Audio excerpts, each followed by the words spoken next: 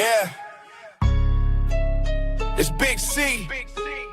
Fin Posse Podcast in the building. If you hating on the Fins, turn this up louder. I grew up on Shula. Chalk lines, cold rain, Marino in the pocket, dropping dimes, pure flame. 7-2 perfect, you can't say a thing back. Undefeated on your head, living rent-free fact. Jason Taylor off the edge, helmets turn to skyward. That thumping chest, every hit like a siren. You talking about rings, get your history straight. We the reason that the word perfect holds weight. It's that Fin Posse. Rage, turn the volume up. Hey, slick on Miami, you'll get called out tough. From the orange bowl ghost to that aqua on the cuff. If you doubt these Dolphins, you ain't studied us enough. Fin Posse, rage, put respect on the name. Big C on the mic, lighting lanes in the flame. This the Fin Posse rage, yeah, we bark, we bite. If you talking about the Fins, better get that story right. Yeah, Larry C. Sonka in the mud, blood on his mouthpiece. Ricky in the backfield, making whole crowd screech. Wake off the snap count, quarterbacks daydreaming. By the time they look up, all they see is teal streaming. You forgot about Grease, you forgot about Twilly, you forgot Nat Moore. Going up, getting silly from Marino to a lineage, same jersey. We've been airing that thing out since before you that 30. Posse, rage, turn the volume up. Y'all slick on Miami, you'll get called out tough. From the orange bowl ghost to that aqua on the cuff. If you doubt these Dolphins, you ain't studied us enough. Fin Posse, rage, put respect on the name. Big C on the mic, lighting lanes in the flame. This the Fin Posse rage, yeah, we bark, we bite. If you talking about the Fins, better get that story right. It's for the diehards, slamming doors on the loss. This for the old heads still quoting Shula talk. This for the kids wearing jerseys in June, waiting all year just to scream in the room. It's that Fin Posse rage, turn the volume up. On Miami, you'll get called out tough. From the orange bowl ghost to that aqua on the cuff. If you doubt these Dolphins, you ain't studied us enough. Fin Posse rage, put respect on the name. Big C in the crew, let them drown in the shame. It's the Fin Posse rage, yeah, we bark, we bite. Fin Posse Podcast, get the Dolphin story right. Woo! Get the Dolphin story right. Woo! Get the Dolphin story right. Yeah. Check it. From the 305 to the world. Big C on the mic. Welcome to the inner circle.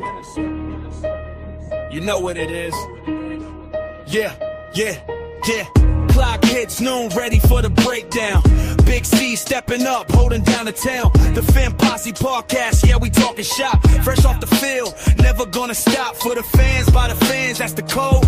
Every single snap, every yard on the road. We dissect the stats, every gain, every loss. Breaking down the tape, checking every cross. Fins up, hold it high to the sky. Hard hitting talk, no need for a lie. From the trenches to the end zone, we keep it true. The Fin Posse, yeah, we waiting for you. Fins up, let the rivals all see. It's the daily grind, it's the podcast, it's Big C. Yeah. Keep it locked, Fins up. Big C. Posse move. Word.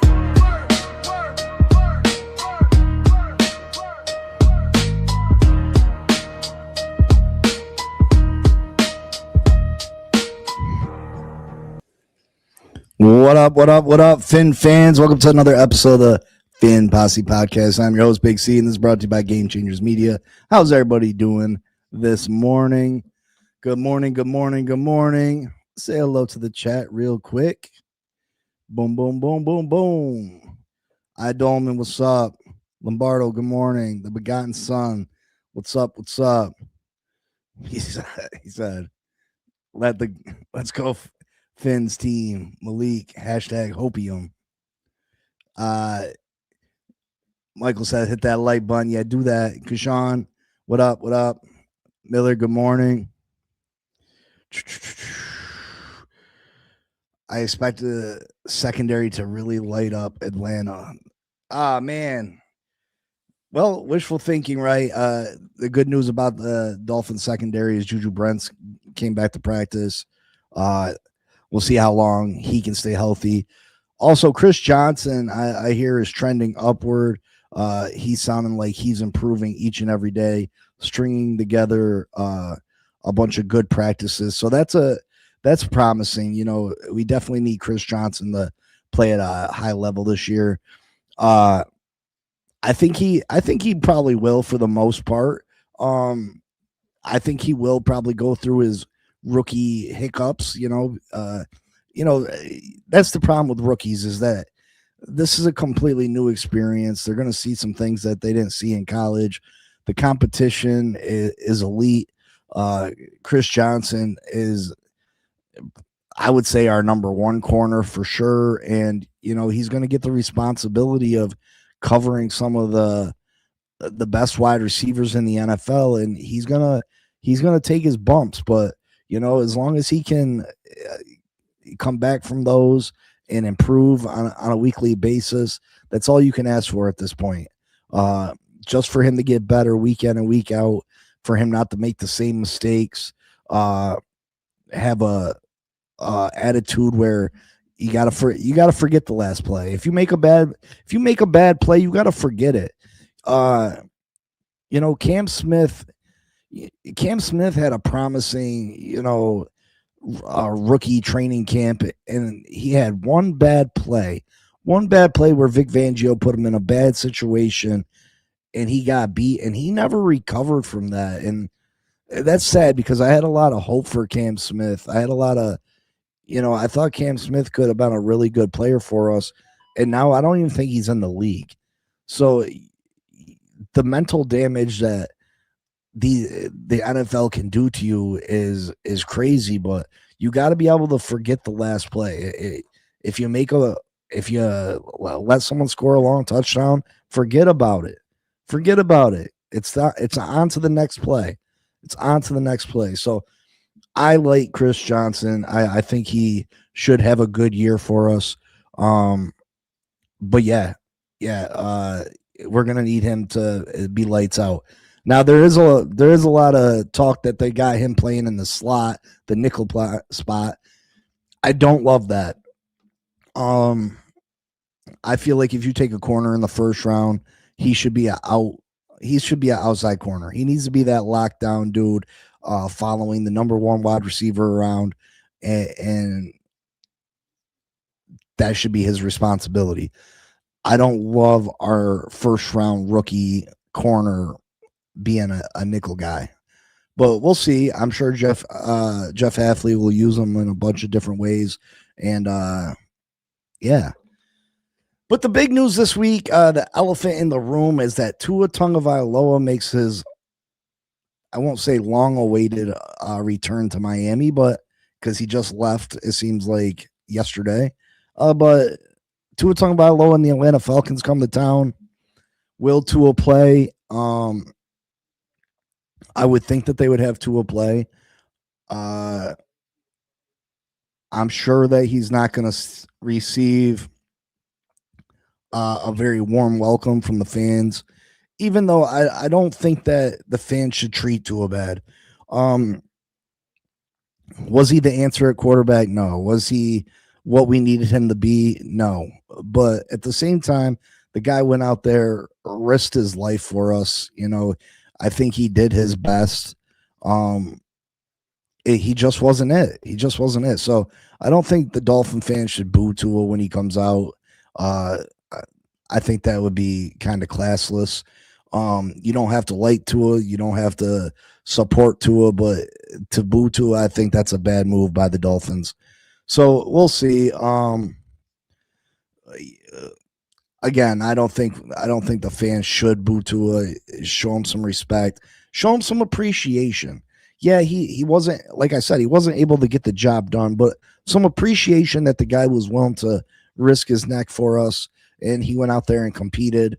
And even when, they told him not to run, he still put his body at risk and ran the football. And, you can say it wasn't smart, and it definitely wasn't.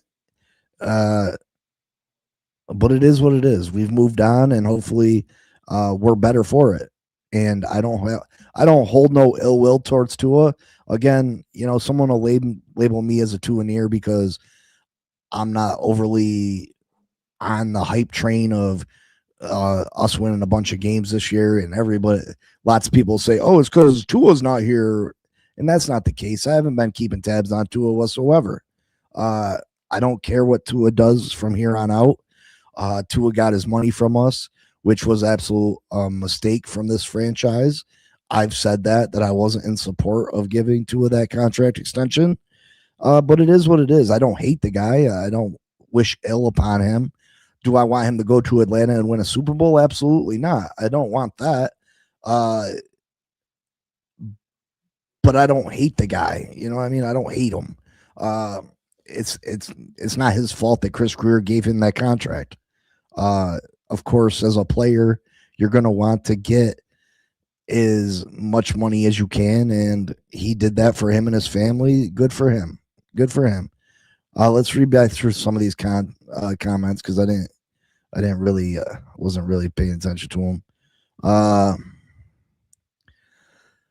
Idolman says Stefanski quoted as playing regulars to include an ex-Dolphin quarterback. Penix is questionable. Jack Strand, quarterback rookie, also likely to play. Hope Hafley does his iron sharpens iron and plays our starters. I don't think there's a world that he can't play most of our starters. I feel like that's too big of a gap between the last game action that they'll have until the regular season for them guys not to get any work. So I would expect the starters to play probably more than what they did in the Commanders game. I would expect 2 series at least from quite a few of our starters. Maybe not Devon Achane. I wouldn't put Devon Achane out there. I don't know how you guys feel about that, but there's not a world that I put Devon Achane out there. Devon Achane, if there's one player on this football team, I know what I'm getting from them, it's Devon Achane. I do not need to see Devon Achane whatsoever in any preseason game. I don't think Devon Achane will be rusty when the regular season gets here. There's just no need for it. I think it's pointless. JD the Great, good morning, brother. The Begon Son says Chris Johnson goated, just need Brents to stay effing healthy. Yeah, I mean, I want to say Chris Johnson's goated, brother. Again, I like to keep it real. Like, he's got to show me something on the field during the regular season to make me feel confident that he is the answer to be QB1 or CB1. I'm not just going to mark it down. Like, I've done that too many times as a fan of the Miami Dolphins, and I've been burnt too many times. So I need to see something before I just announce it and go with it. You know what I mean? And we need a nickel corner. Yeah, we need a nickel corner for sure. We need a bunch of pieces. The Begotten Son. We need a bunch of pieces, and that's why I said that this year is going to be a struggle because, you know, I like our foundation. I like how we got certain pieces, and I like those pieces, but there's still quite a few areas on this football team that need to be addressed. They need to be addressed. And if anybody's expecting any big signings, I mean, it's just not going to happen this year. They're not going to go make a Juju Smith signing for tight end. They're not going to bring in any big names that may be released when teams do their final cuts. They're just not going to do that. And you can tell by the type of guys they're bringing in for workouts. They're bringing in guys for workouts that you've never heard of. And if you have heard of them, they're not making the signings of the players that you've heard of. They're choosing to go in another direction. They're choosing to go young. They're choosing to go with, I guess, upside over experience and value. So in my opinion, the players that they add are going to be young players that have upside. And they're not going to go for the experienced players that, people were critical. Well, the Giants, of course the Giants ran down the field and scored on us with their second unit. They had Darius Slayton and, Jameis Winston. If you expect us to sign any players like that, I just don't think it's going to happen. I just don't think it's going to happen. You're going to have to be satisfied with young players that got upside. And sometimes they don't got upside. They're just better than what we got currently. Chris Johnson, 6 picks. He got some hands. You still got to cover, though, Miller. You can't, you know what I mean? What receiver in college did he cover that turned into a pro wide receiver? What quarterback in college did he play that was a pro quarterback? And again, I'm not trying to shoot him down or diminish him, but you got to pump the brakes on some of these guys until they prove it. Ken Shaw says, fans out here resting their laurels on this team based on the bottom of the roster. I can't even begin to kin Dolphin fans with some of our beat writers. Ken Shaw, I don't know what your fans out here resting their laurels off this team based on the bottom of the roster. I can't even begin to Dolphin fans with some of our beat writers. Again, it's not the bottom of our roster, Ken Shaw. It's way more than that. You act like it's just a few players at the end of the roster that are end of the depth chart. No, that's our depth chart, is a bunch of mediocre to below mediocre players. If it was just the fifth wide receiver ain't good or the fifth corner ain't very good, we're talking about we don't know what we got is the second corner, third corner, fourth corner. We're relying on a rookie as our star pupil in the secondary. There's a major hole at safety. Yeah, we pencil in Dante Trader as a starting safety, but who's the other one? And Dante Trader's even a stretch. Dante Trader's still a young safety trying to come into his own. It's just, you got to be realistic. This roster is like this because we don't have the money to afford to make it better.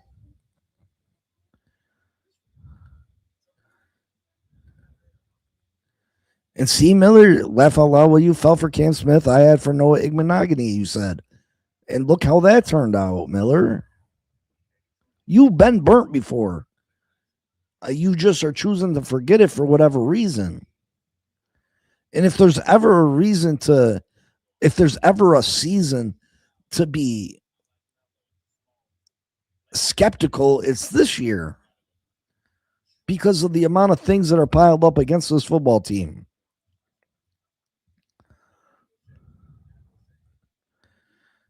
The Begotten Son says, yeah, I like my boy on the outside. They need to find a nickel. Michael K., good morning. Dolphins will be lucky to win 3 games this year. Where's Nick Needham when we need him? Nick Needham gave us a good season, undrafted free agent. But let's not act like he was a great player. He was a decent player. He was good for where we got him at, right?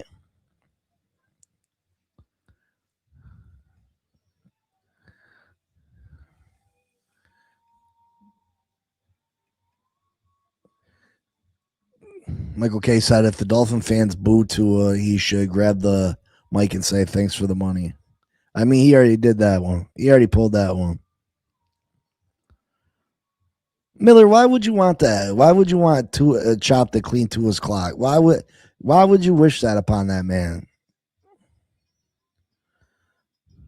Why would you wish that upon that man? I think that's a terrible way to think. Dolman says Chiefs cut wide receiver Jeff Caldwell due to hyperextended knee. He is 6'5", 220, 4.3140. Do we explore a waiver pickup? Assessing injury. I mean, if he's a minimum contract guy, why not, right? He has elite traits. Not to mention, everybody's really high on our rookie receivers. And, you know, I get Caleb Douglas had the good catch in the game against the Commanders. And you were hearing he had some kind of connection with Malik Willis. But where has this guy been the last week? Where has he been? Non-existent in training camp. He didn't have a catch or anything in the last preseason game, although he didn't play very many snaps. The joint practice had one catch and double caught it. And then Chris Bell. Good news about Chris Bell is that the red jersey came off. The bad news, Chris Bell's been seen to get 3 passes thrown to him, and he's dropped all 3 passes. Now, I'm not going to say Chris Bell has hand issues at this point, but you can't say that's not even a little concerning that our wide receiver that we have faith is going to be a number 1 for this football team. 3 passes have been thrown his way, and he hasn't even brought one of them in. Ken Shaw says, no Big C, hope the kid finds great things, but no, why does he left reasons for beat Raiders to be lazy, which takes all the money to help depth. Also next season, 83 million cap, 200 mil, 2028. And that's a big deal, Ken Shaw, is that's why I feel better about next year than this year, is that gives Jeff Hafley and John Eric Sullivan another draft to be able to build this football team, to get more guys that fit what they're trying to do. It gives their initial draft class a year to grow, progress, get better. They'll no longer be rookies. And it gives them a little bit of flexibility as far as bringing in a couple free agents to fill out this roster. So I feel a lot more comfortable with making a playoff prediction for next year than I do this year. Again, the amount of dead cap we have, and people, I'm not trying to make excuses. It is what it is. It just is what it is.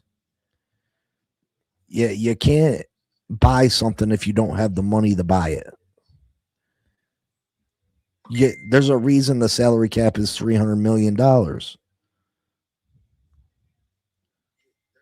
If the salary cap was $120 million, what the Miami Dolphins had to spend on a 53-man lineup,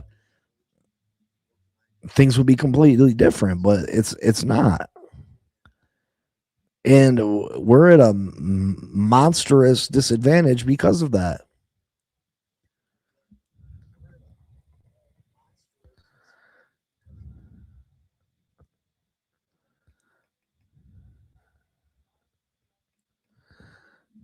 Bardo says they need to play a quarter. Yeah, I would say that a couple drives at least. Kev, good morning. Kenneth Grant looking like another Chris Greer special. Shake my head.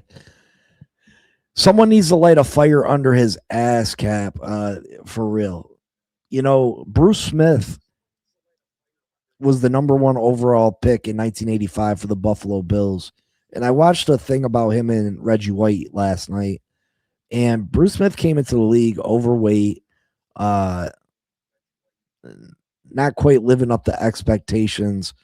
And then Darryl Talley got in his face, lit a fire under his ass. Bruce Smith totally transformed his body, lost 35 pounds, and became the Bruce Smith, the dominant pass rusher that we all know. Someone needs to do that with Kenneth Grant. Someone needs to get his big ass in the gym and make him get busy, because the kid's got athletic ability. He's got athletic ability. He's very athletic for his size. He's just got to put the work in the gym. That's what he's got to do. Someone's got to get in, Jordan Brooks, someone needs to do it. Jordan Phillips is constantly in the weight room, former power lifter. If Kenneth Grant had Jordan Phillips's body, he'd be an all-pro. He'd be an all-pro. Glenn says, as this team is going to do is pulling guys that low cost the team. Absolutely. They're going to bring in guys that you've never heard of that are young, and hopefully some of them stick. The Miami Dolphins made 2 signings yesterday. They signed tight end Ethan Connor. You've never heard of him. And linebacker Jaheim Thomas. You've never heard of him. And these guys are supposed to make this team better. Just like Caden Wallace, the tackle that we traded for. You never heard of him. And these guys are supposed to make this team better. Ethan Connor, 6'4", 245 pounds, 23-year-old rookie out of Troy. All Sun Belt, second team last year. But someone that's not going to overly help this football team. And then you got Jeremiah Thomas, linebacker, 6'4", 245 pounds, 24 years old, out of Wisconsin. His last playing experience was with the Louisville Kings in the UFL. These are the type of signings the Miami Dolphins are going to make, folks. They've done it all offseason. They're not going to bring in a big flashy name. They're not going to pay someone a big salary. They're just not going to do it. Alan Poupart said it last night on The Collective. They're not going to bring in someone that's going to help them win maybe 2 games, maybe win 2 more games. They're not going to do it. And I've been saying that all along. They're not going to bring in enough pieces to make them take them from a 4-win team to a 6-win team. And people can say, oh, draft positioning doesn't matter, blah, blah, blah, blah. But they don't see the point of improving the team from a 4-win team to a 6-win team. There's no point in that. There's no point in that.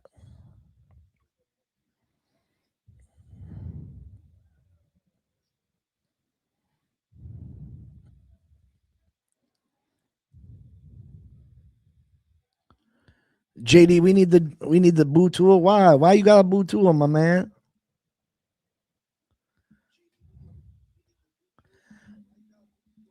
The begotten son. Why the F not? What are you talking about? Why the F not? What?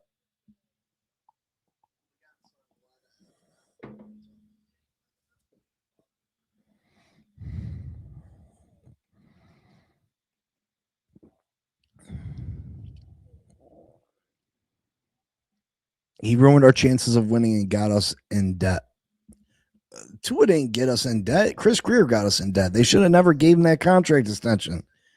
If someone offers you a raise at work, or you're due a raise at work, you ain't going to take that raise. You ain't going to take that raise. I mean, you can do what you want as a fan. If you hate Tua, by all means, I mean, I guess that's your right. That's your right. I ain't mad at you if you boo Tua, but I don't think it's the classy move. I don't think Tua deliberately did anything to this franchise. He just wasn't the right player for this franchise. We should have never drafted Tua. He was hurt coming out of college. We should have never drafted him.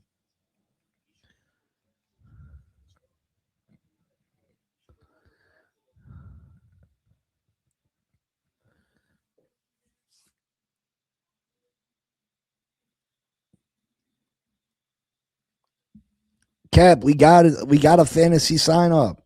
I made the league.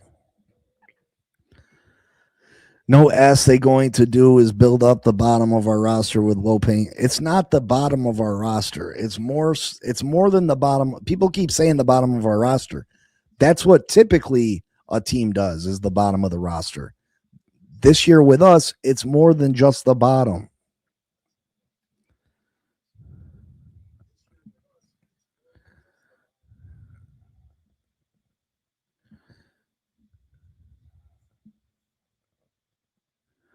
Why? Because I don't think you should boo Tua. I'm a two-and-ear. People kill me with their reasons for being a two-and-ear.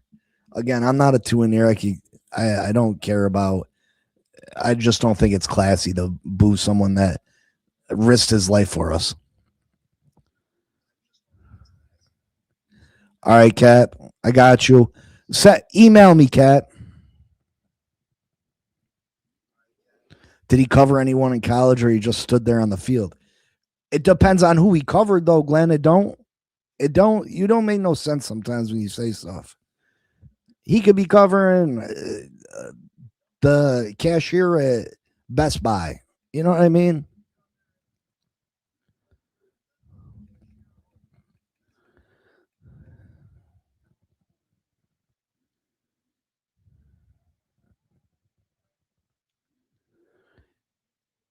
You gotta be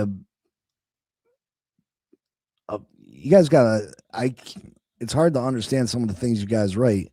You got to be a bit goated for you to be praised like that during training camp. He's locked down whoever he's stuck. Our wide receiver room is not that great, though, my friend.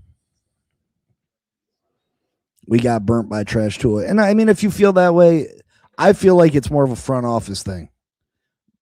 I would boo Chris Greer. I would absolutely boo Chris Greer. Tua, I wouldn't boo Tua.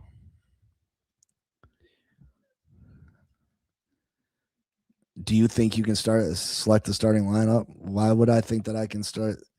That's a weird question to ask.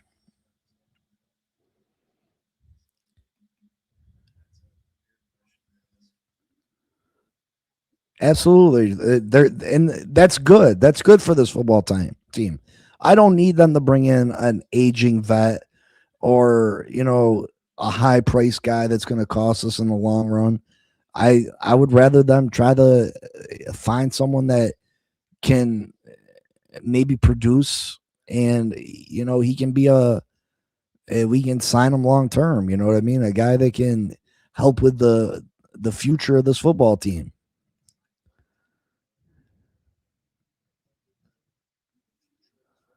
The man just came off injury, and you even bringing up drops is grasping at straws. He hurt his hands, Glenn. He hurt his hands. All I said is he's had 3 passes thrown to him. He's dropped all 3. That's a real life thing. That's not grasping at straws. He didn't hurt his hand. He didn't hurt his arm. He didn't hurt his shoulder. He hurt his leg.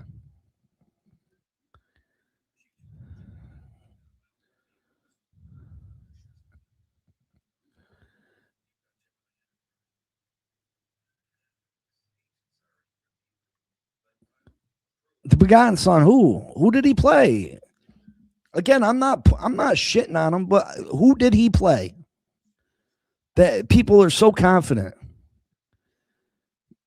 Chris Bell has had 3 passes thrown to him in camp and has dropped all 3. That's all. That's all I said.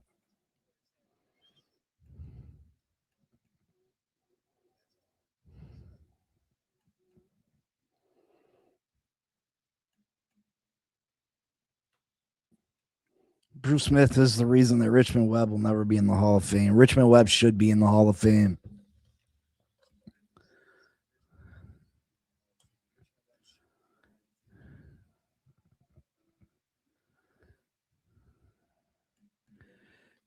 Listen, I'm cool with Chop Robinson sacking to a 100%, but to knock his clock off, I think that's a little bit of extreme. I don't hope that anybody gets hurt. Well, I used to hope Tom Brady got hurt. I ain't gonna lie. You heard of Ethan Connor, Glenn? What do you hear about Ethan Connor? There's guys with similar names to Ethan Connor, like Ethan Bonner or Connor Tanner, or you ain't never heard of no Ethan Connor. You ain't never heard no Ethan Connor. Joe says this year I just want to see growth in second and third year players. Also, I want the rookies to show us something of promise. I don't care about wins and losses this year. Long season ahead, and that's okay. I'm on board with you, Joe. I feel the same way. That's how I feel. Again, it's okay. That's what we're doing. And it's okay to be there.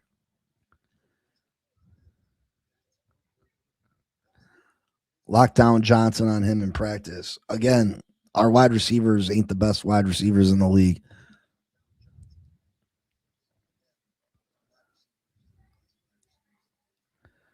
Get your facts right. Nah, it was only one pass, main man, that Bell dropped. You get your facts straight, because I'm taking it from someone that was at practice. I've taken it from someone that was at practice.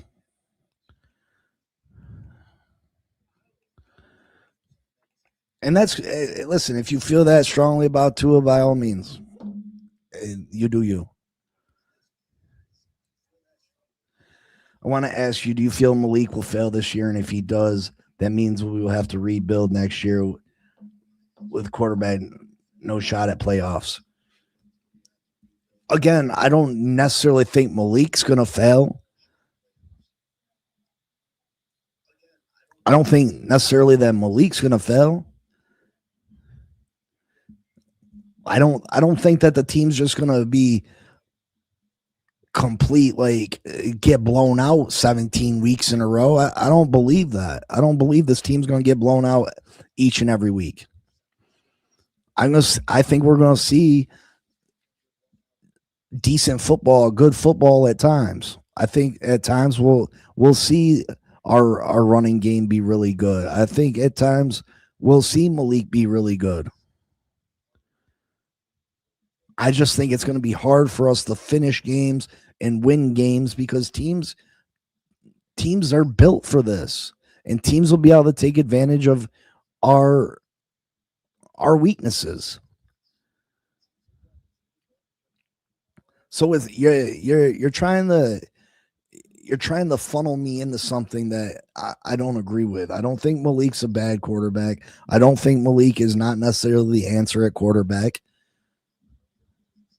But we do have holes on this football team that good football teams are going to be able to exploit. Injuries are going to happen to us. Our lack of depth is going to be an issue at some point.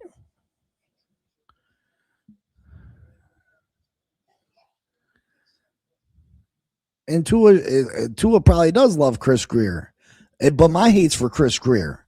If people want to hate Tua, that's your prerogative. You know what I mean? My hate's towards Chris Greer. And I knew that wasn't going to be a fantastic take, because I knew people hate Tua. It is what it is.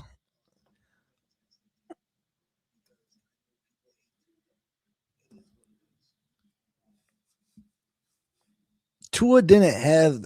Listen, I'm not going to get into this, Miller. People always try to bait me into disagreements and arguments. They don't mean nothing for this football team this year. I made a comment that I don't think that. Do you think Tua's going to get booed? I don't think he should get booed. Enough. You guys think he should? Cool. I'm not going to get into this disagreement about why and this, that, and the third. Too often I'm allowing people to bait me into things. And you're absolutely right. Should have been a fifth-year option. That's not Tua's fault.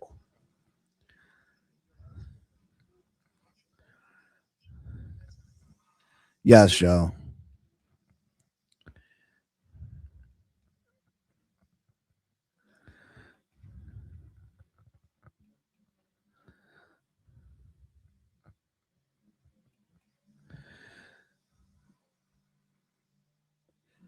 I asked Glenn again. I said, "Who did he cover? Who did he cover?" Before we say we announce him as a great corner or a top corner or a lockdown corner. Who did he cover that gives you a reason to believe that.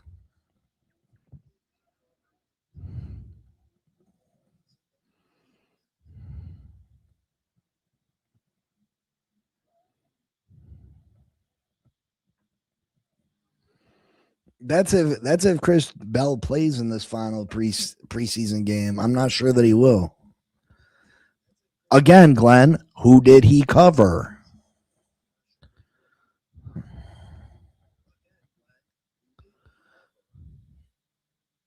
Don't get on Miller's hype train, because Miller is one of the most delusional.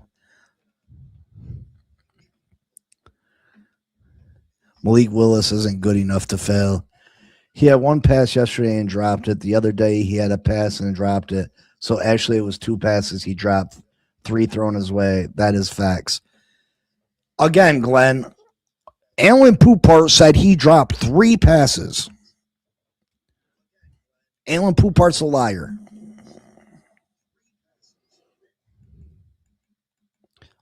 Again, so he dropped two passes. He hasn't caught a pass.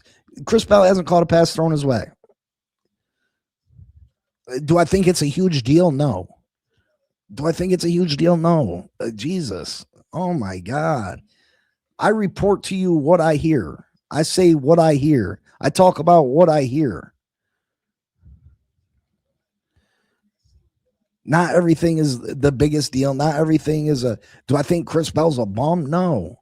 Jamar Chase dropped a bunch of balls his rookie training camp. Look at Jamar Chase. That doesn't mean I don't think Chris Bell's going to be good.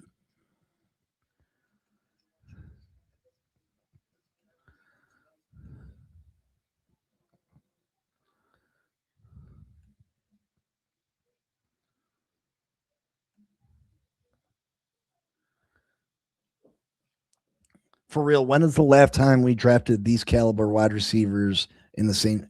You don't know what these quality are, Miller. Again, you want to talk about so much about what Caleb Douglas has done in training camp, but he's disappeared the last 4 or 5 practices. But don't want to talk about that. Why has he disappeared the last 5 practices? Why Chris Johnson locking him up? Why? If he's so great, why? That's all.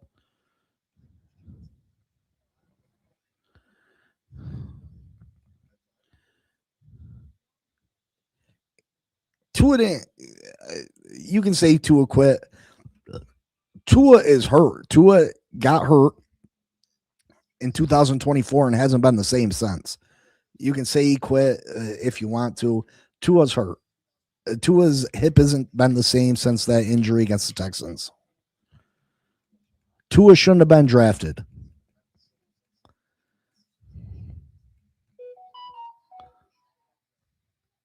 Cap says Chris Bell is playing. Glenn says he's not playing. Miller's not on point about anything.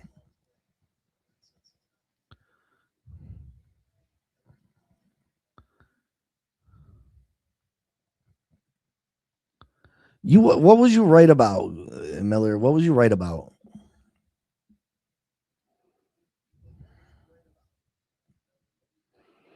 Cap says Halfley just said Bell is playing Friday.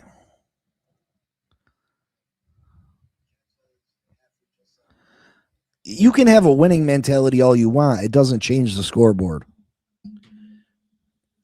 Just please don't disappear after the season, in the middle of this season. Don't go missing. That's all I said. Don't go missing. You don't know what you have in Caleb. How do you know what you have in Caleb, Miller? How do you know? He hasn't played one regular season game. You have no idea what you have in Caleb. You're so crazy. You were such a hater on Caleb Douglas when we drafted him. And what has he caught some passes and in practice against a terrible secondary for you to feel so strongly that he is such a good and great wide receiver? Give me a break.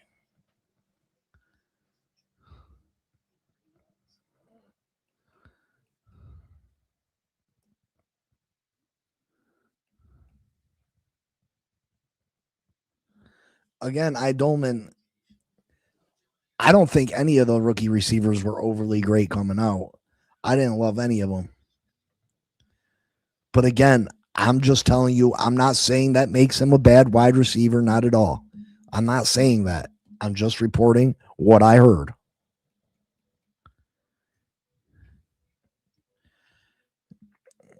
You take that shit somewhere else. I ain't know the 2 in ear.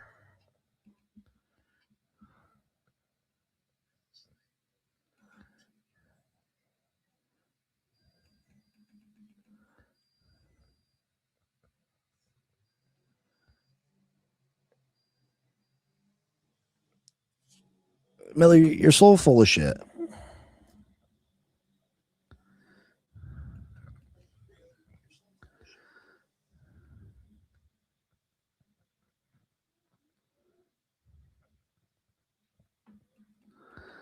They're not making no trade. They're not making no trade. I don't have to disappear. I don't have to disappear. When I'm wrong, I admit when I'm wrong. When I'm wrong, I admit when I'm wrong.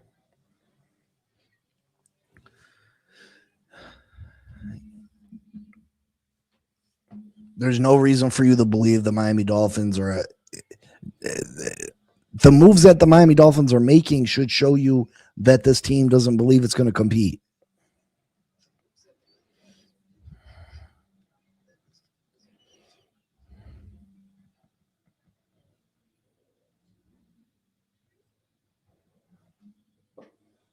That's just what he is. Your dog.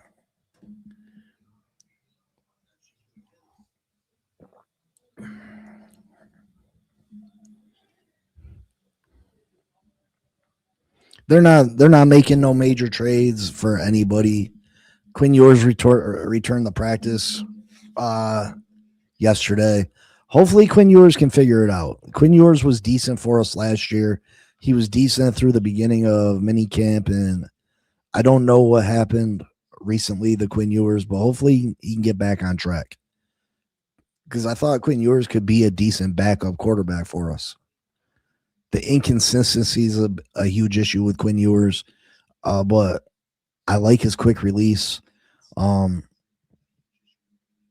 just hopefully Quinn Ewers can figure something out. But I don't see the need to go find a backup quarterback like a Jameis Winston or anything like that, because if Malik Willis goes down, this team is really in trouble.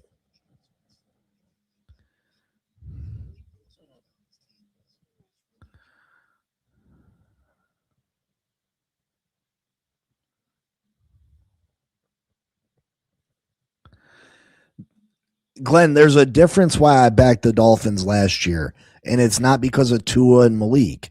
It's because we had a much more well-rounded team. We didn't have as many holes. We didn't have as much dead cap. We had some depth.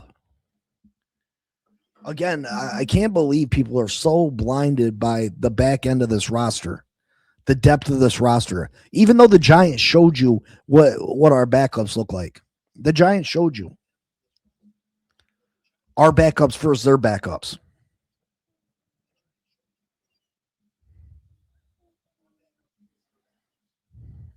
They're not taking any of those guys. We had a former all-pro safety. We had some decent pass rushers at least. We had some Pro Bowl wide receivers. Like, come on. We don't have those same things this year. We have an upgrade at quarterback, and that's the only guarantee we really have.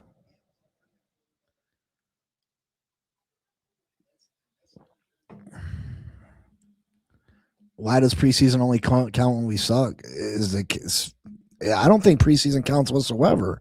But you can't say that our backups were there's backups.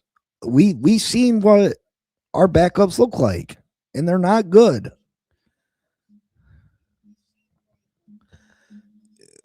the longest winning streak in preseason history. Give me a break. The fact that you even know that, who cares about that?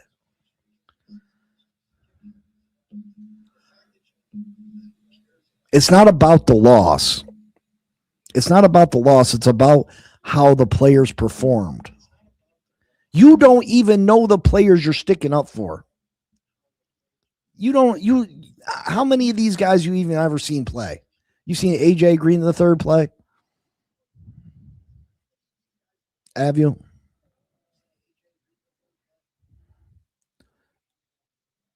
Those backups are going to be in a lot of games, Glenn. Not to mention the holes at corner, safety, wide receiver, tight end. You act like the starting lineup is great.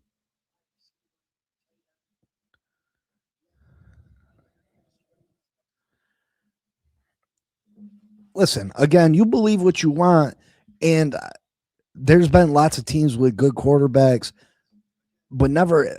I don't believe there's ever been a roster put together like this Miami Dolphins roster is put together this year.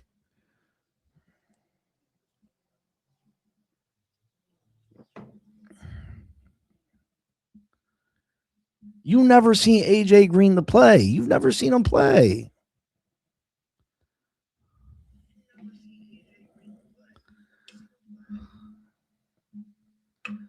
Then backup units won't be playing backup units. I know they're going to have to play against starting units when injuries happen.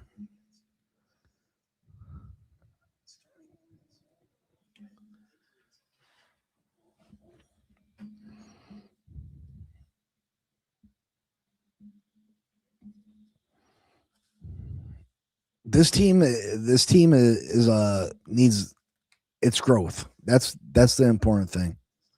Is growth. Yes, other teams have injuries too, but other teams have a whole lot more salary cap to fill out their rosters. Other teams have $180 more million than what we do to fill out their rosters with quality depth.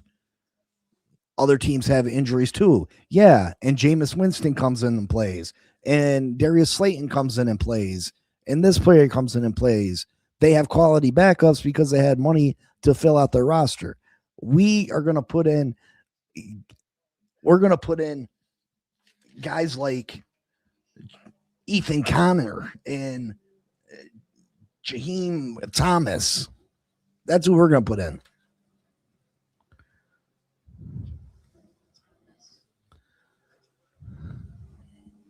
You know what I mean? Like the fact that people are downplaying the lack of depth on this football team, that they want to boost each and every rookie that we got. All 13 rookies are going to be all pro players. All 13 of them. They're going to have the greatest draft in NFL history because it's convenient for Dolphin fans to believe that. I had hoped that our rookie class was going to be good last year. How'd that turn out?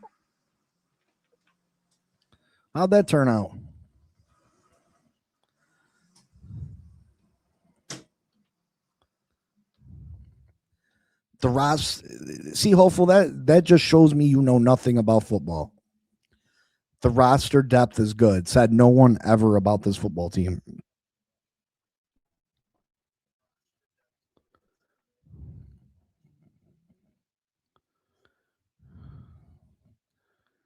DJ Herman, who's a stud? Who's DJ Herman?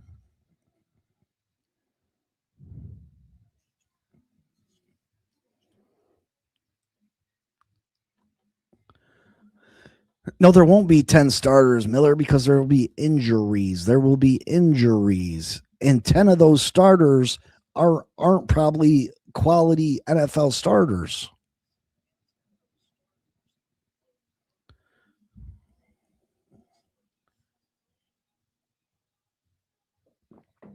Youngest team in football, and we're in depth. We will fool 3 teams. That's it.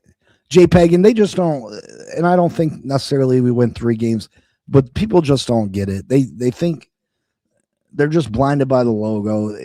I'm sure they thought for the last 25 years, every year was going to be a winning season too, right?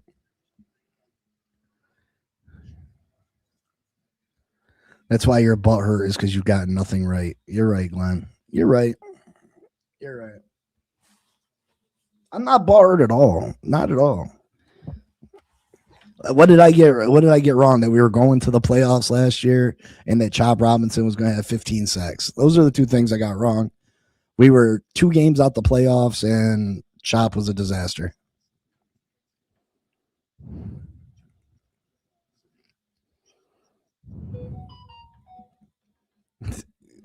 Glenn's killing me.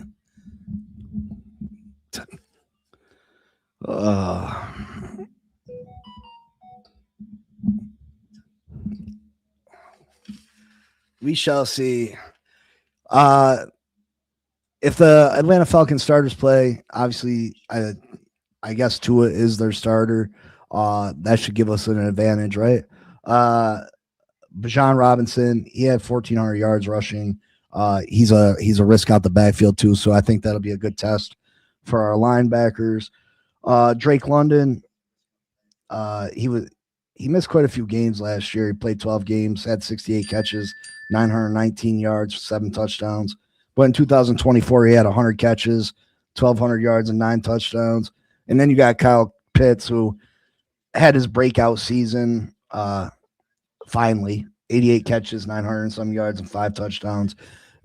We struggle against tight ends, so I'm curious to see if Kyle Pitts plays, who they put on Kyle Pitts, what they try to do to slow him down, because Isaiah Likely had a field day against us. Their defense wasn't very good last year. It was 13th against the pass, 24th against the run, 19th in points per games. Their major draft picks were Avion Terrell, AJ Terrell's little brother. He's an all-pro corner. I liked Avion Terrell coming out of college. I would have liked to have drafted him in the 2nd or 3rd round. And Zachariah Branch, he was a 3rd round wide receiver out of Georgia. The list of wide receivers that were drafted in the 3rd round this year is kind of crazy, and I think they'll all be compared to each other throughout their careers. You know, you got 1, 2, 3, 4, 5, 6, 7, 8, 9 receivers taken in the 3rd round.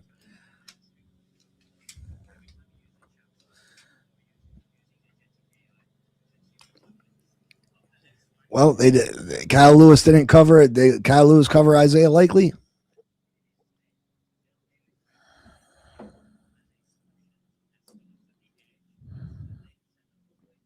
Nope, I didn't say Tua was going to have a good year, because I didn't think Tua was the reason we were going to go to the playoffs.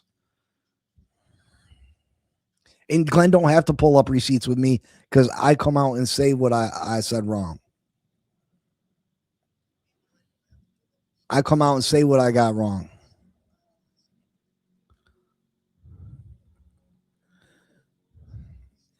And Miller, again, you have no justification for saying this. And you're such a clown. You're such a clown. The fact that when he was drafted, you hated it. You hated it. You hated it. You came on here the day after the draft crying up a storm. Every pick was terrible. And now you in love because he made a couple catches in the preseason. Not even a couple catches in the preseason. A couple catches in camp. That you know that he better than 9 other. You know your boy Chris Bell was drafted in the 3rd round too, right? Caleb Douglas better than Chris Bell too? Because I don't believe that's going to be a fact. I don't believe that's a fact.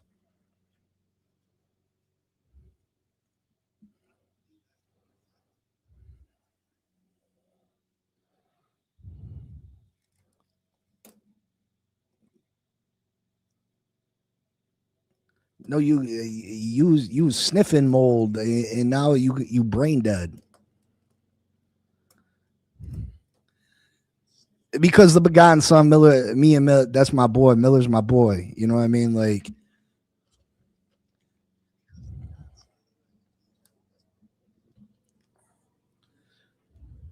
and Miller is stupid as shit. Yeah, but list of wide receivers taken in the 3rd round. You got Antonio Williams out of Clemson. Washington took him number 71. Malachi Fields out of Notre Dame was taken by the Giants, 74. Caleb Douglas, Texas Tech, Dolphins, 75. Should have really been a 5th rounder, but, you know. Zachariah Branch out of Georgia, Atlanta, number 79 overall. Jacoby Lane, USC, for Baltimore, number 80. Chris Brazel, Tennessee, was drafted by Carolina, number 83 overall. Ted Hurst out of Georgia State was drafted by the Bucks, number 84. Xavier Thomas out of LSU was drafted by the Bears at number 89, and the Dolphins finished it off with Chris Bell out of Louisville at number 94. So all those receivers are going to be compared to each other. Which is the best of the group? I mean, Chris Bell was probably projected as the best of all that group, but he was dealing with the injury. If he can get back to 100%, you know, you gotta believe that Chris Bell is probably the best of that group. And I don't think it should probably be close. Yes, I said that he had the 3 drops in so far in practice, but I don't think that defines him. I'm not worried about those 3 drops. I'm not concerned with those 3 drops. So, you know, he's just got to get healthy. He's got to get confident in that knee. I think that's a major hurdle that a lot of athletes got to get over is, you know, the confidence that they can trust their body again. And I think he'll get there. How soon does he get there? That's to be determined. Yeah, he may be healthy enough to come back to practice, but, you know, we'll see. We'll see.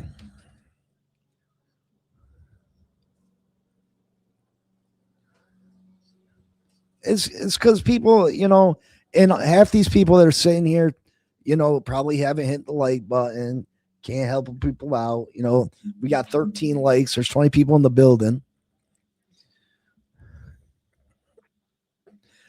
What I'd like to see in Friday's game, or is it Friday that they play, or is it Saturday?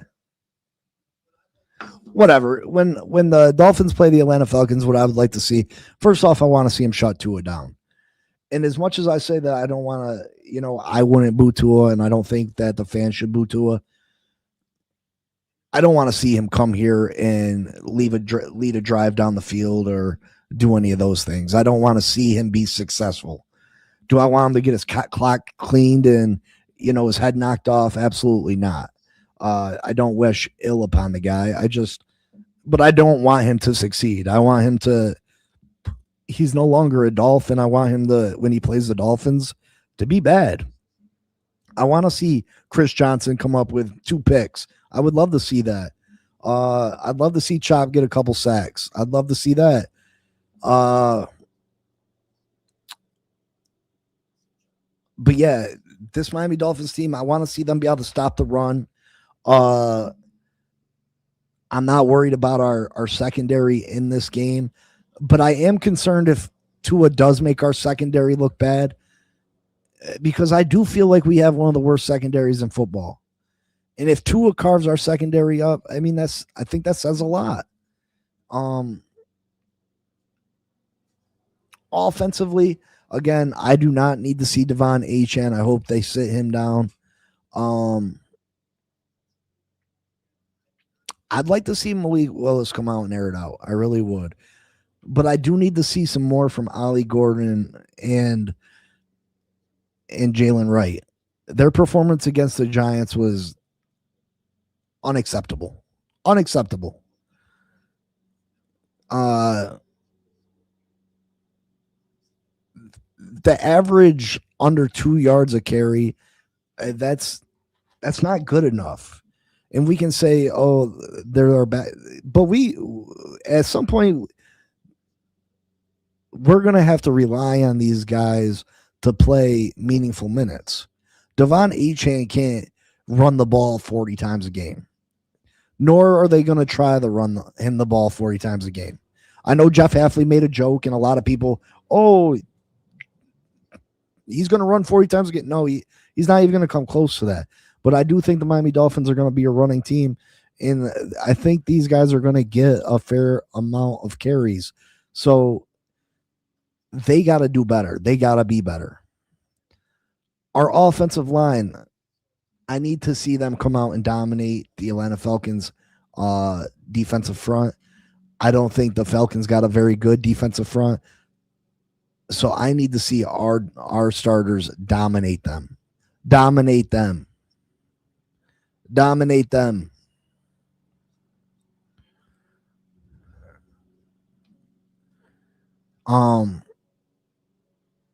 But yeah, I would expect Malik to probably play two series, maybe three.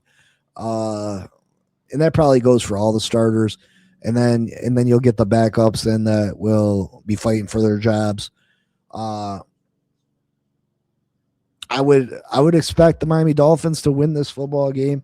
I know that the preseason doesn't mean much, but I think that the Dolphins first team should be good enough to beat up on the Falcons enough to win the football game.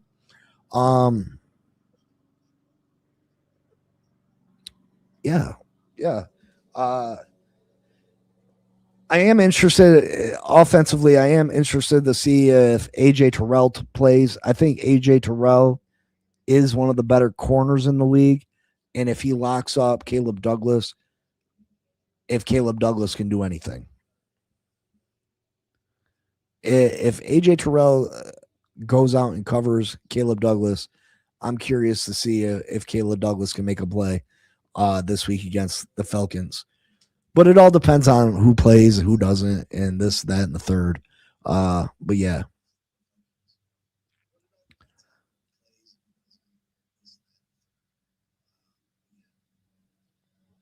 Let's just say Achane gets 22 carries a game and then 10 to 15 catches a game. That's going to get him close to 40. He's not getting 10 to 15 catches a game. That's absolutely. You do know 10 to 15 catches a game would absolutely destroy the NFL record for catches in a season, right? You do know that, right? That'd be 170 catches minimal. Like, come on, Glenn. He's not going to catch, some weeks he'll be lucky maybe to catch more than 5, but typically I doubt he catches more than 5 a game. His max usage will be closer to the 30. True Finn fan, you know what I'm saying? He go out there and rush for 1,200 yards and break the NFL record for receptions.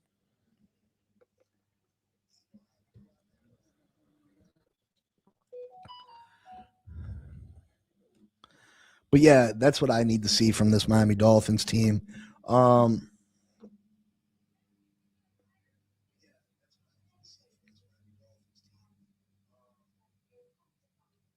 Again, I don't think preseason means the most. I don't think that, if a team looks good in preseason, it means that they're going to go to the Super Bowl. And if you look bad in preseason, I don't think that means you're a bad football team. That's not what I'm taking from the Giants loss. I'm not taking because they lost to the Giants. That doesn't mean that the Dolphins are a bad team, but the way that their backups performed, guys that are going to have to play meaningful minutes for the Dolphins, that's my issue. Everybody keeps saying that, oh, that's the back end of the team, blah, blah, blah. No, we don't have a lot of, you can count the number of really good players on 2 hands on this football team. And literally, that's how many players I think are making over $2 million on this football team. How many players are really making over $2 million a year on this football team?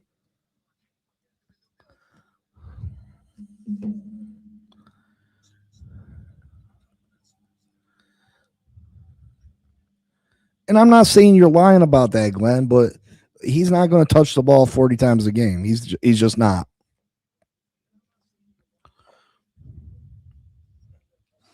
I don't think people are seeing it in their head. They see that we got Malik Willis, absolute upgrade at quarterback. Sure, I'll give you that. And I'm glad that people are happy about that. People see that we got a new head coach, and they were so frustrated by Mike McDaniel. I can see why you would feel like that's such a major upgrade. But tell me we haven't downgraded at receiver. Tell me we haven't downgraded at receiver. Running back, we've remained even. Devon Hn. Tight end, tell me we haven't downgraded at tight end. Offensive line, okay, I'll give you upgraded, I guess.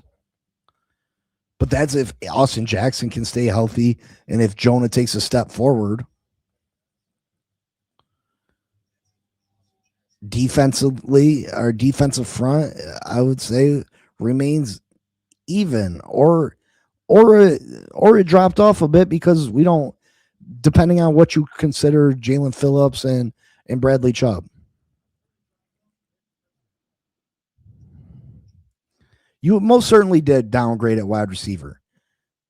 Our wide receiver group this year is not better than Tyreek Hill and Jalen Waddle. You can't say that, Miller. You can't believe that.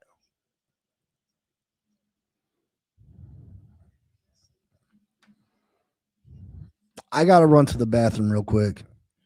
I'm going to throw the link out there if someone want to jump on and give their take about something real quick while I go to the bathroom.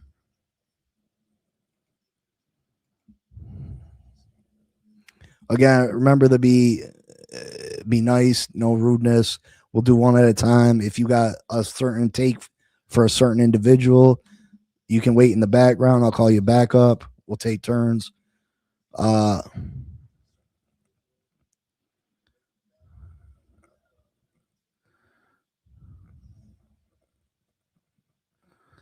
Dean says Dolphins will be behind in most games because of our defense.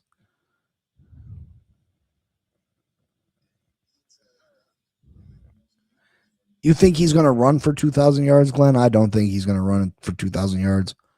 I don't think he'll get over 1,500. I think 1,500 is a good number. I could see him getting to 1,500, but 2,000, I don't believe it. And I love Devon Hn, I do, but he's not a 2,000 yard back.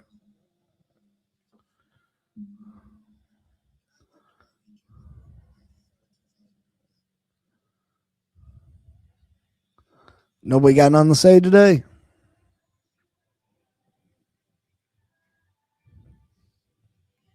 Oh, well, I'm glad that he's got goals. I'm not going to hate a man for having goals whatsoever.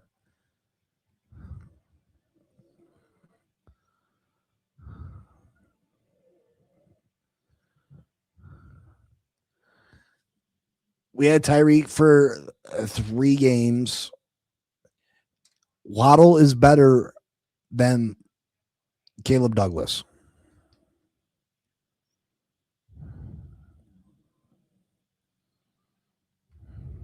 The begotten son, you cannot say we had good, okay receivers until you see them. Can we at least can we say that, please? You have no proof that we have good receivers until they make it to the regular season and play NFL caliber talent. Miller, I'm going to pull you up here. Don't say no BS while I'm gone. I'll be right back. Okay? You there? Miller. You there? I'm there. I'm here. Can you hear me? All right. Yeah, I'll be right back. Don't say no BS while I'm gone. I won't. We're just going to the playoffs, dog. Shut the hell up. So you can't, the begotten son, you can't say you're basing it in the success of this team of rookies that you have no idea how good they are. The upside and potential's there, though. Can you see it or no? I'll give you potential, sure, but you can't say that they're better right now. Miller, and that's my issue with. I have confidence that we're going to be a really good team in the future, in the near future. But this is their rookie season. We have no idea what they're going to be. You can't believe that they're not going to have rookie hiccups, even if they're good. You can't believe that they're not going to go through stints where they just have rookie brain farts. We see it all the time with rookies. And That we the fact do. that You're right, but I also got to say these rookies. These rookies we got are really. You can't say that, Miller. They're not. No, you can't say that, Miller. You can't say they're established. Where are they established at? Chris Bell was a first-round talent. Caleb Douglas coming off a major injury. Wide receiver 2. No, he's not. Kevin Where? Coleman was an established slot in the SEC. In college football does not. You cannot use established number 2 in college. Come on, bro. Texas Tech. You talking about the team that made the playoffs? So what? So what? What do you mean? So what? It's still college. Talent. How many players have you seen be elite in college and come to the pros and not be shit? I mean, yeah. Until they do something in the NFL. Until they do that are elite. Until they do something in the NFL, you cannot say they're established, they're elite, that they're great. Any of those things, you cannot say that. So that week 1 catch and that joint practice. You know what I mean? Week one catch. About Caleb. What practice?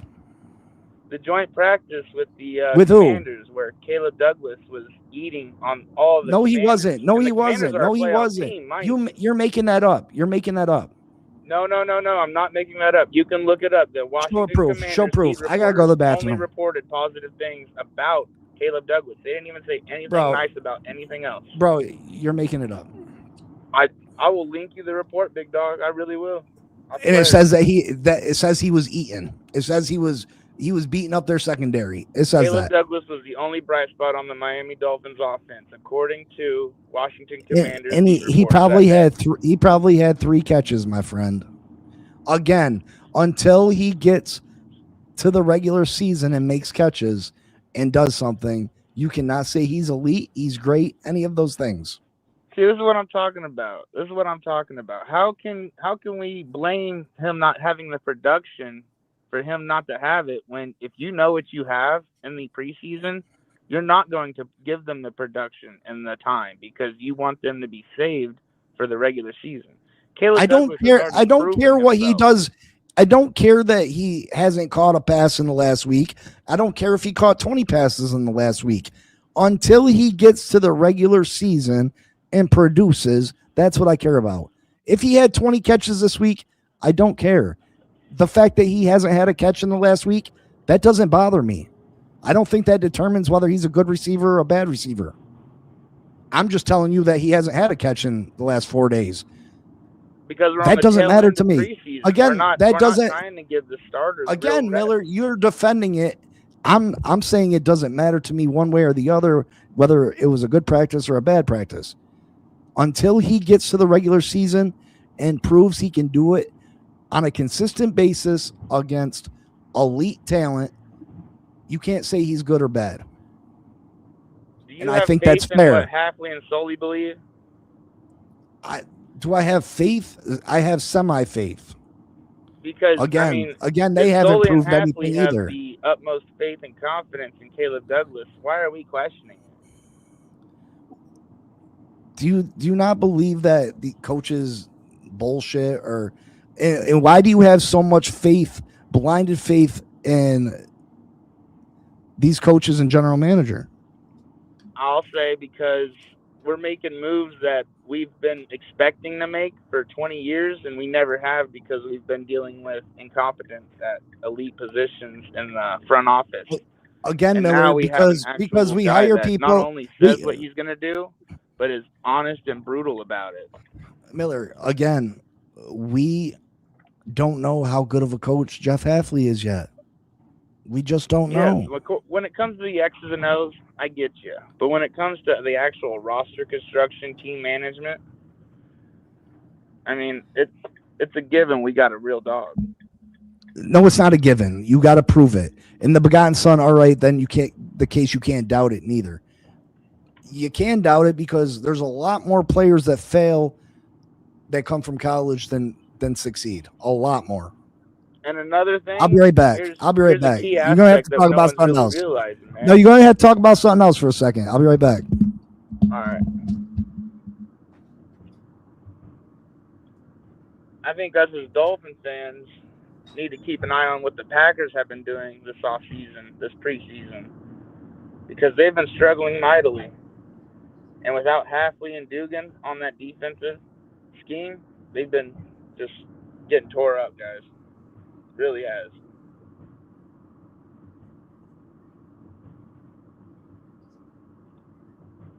That's a fair question, True Fan. I mean, to be fair, what was it, Michael K? Was it Brandon Beane that wanted Keon Coleman? And no one really wanted him? I don't know how that worked. Oh, we are way better than the Packers, dude. That's the thing. Y'all don't realize the Packers had the opportunity to trade Jordan Love and keep Malik Willis. They chose the wrong quarterback, and now they're going to pay dearly for it. I swear, the end of this year, Malik Willis is going to have more stats and better accolades than what Jordan Love will. That's the truth. I mean, Jordan Love's a dog, but you can't sit there and tell me that Malik Willis coming in with the same team not only played on par, but better than Jordan Love. You know what I mean?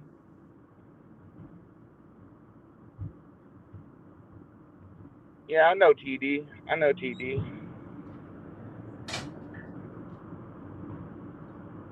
5-12 record. What are you talking about, Lino? We're gonna start out 4-0. I'll put money down that we're starting out 4-0. $100 right now. $100 right now. $100 right now. $100? Yep. Do it. I'll do it. Let's do it. Deal. We already got one. What's our first honestly. bet? What's our other bet? Like 3-4 bets, man. What's our other bet? 8 wins. Yep. Chris Johnson with 6 picks. Yep. I'm trying to think. That's 300. That's 300 right there. Yeah, you about to put some money in my pocket, big dog. Bro, you better pay me. Don't go ghost. Dude, I come here every day. Don't go ghost. Don't go ghost. Yeah, you're gonna be $300 in the hole though, my friend. No. You gonna be $300 in the hole. Yo, you lucky you didn't get a tattoo last year. I promise. I'll do let's do 300, and if whoever gets all three, if one of us gets all three right, we gotta get tattooed too. All right, bet. I'll do that. Deal. Facts. Lino, what's up, brother? Hey, what's going on, Big C? Stream my tattoo. What's up? Now, I know Lino a Bills fan, so, there's going to be a little bit of hate. But, man, tell these guys, you know what football look like, right? Good football. Can you hear me good? Yeah, I can hear you good. Oh, okay, man. I just had to come on here, man. Your man Miller, man.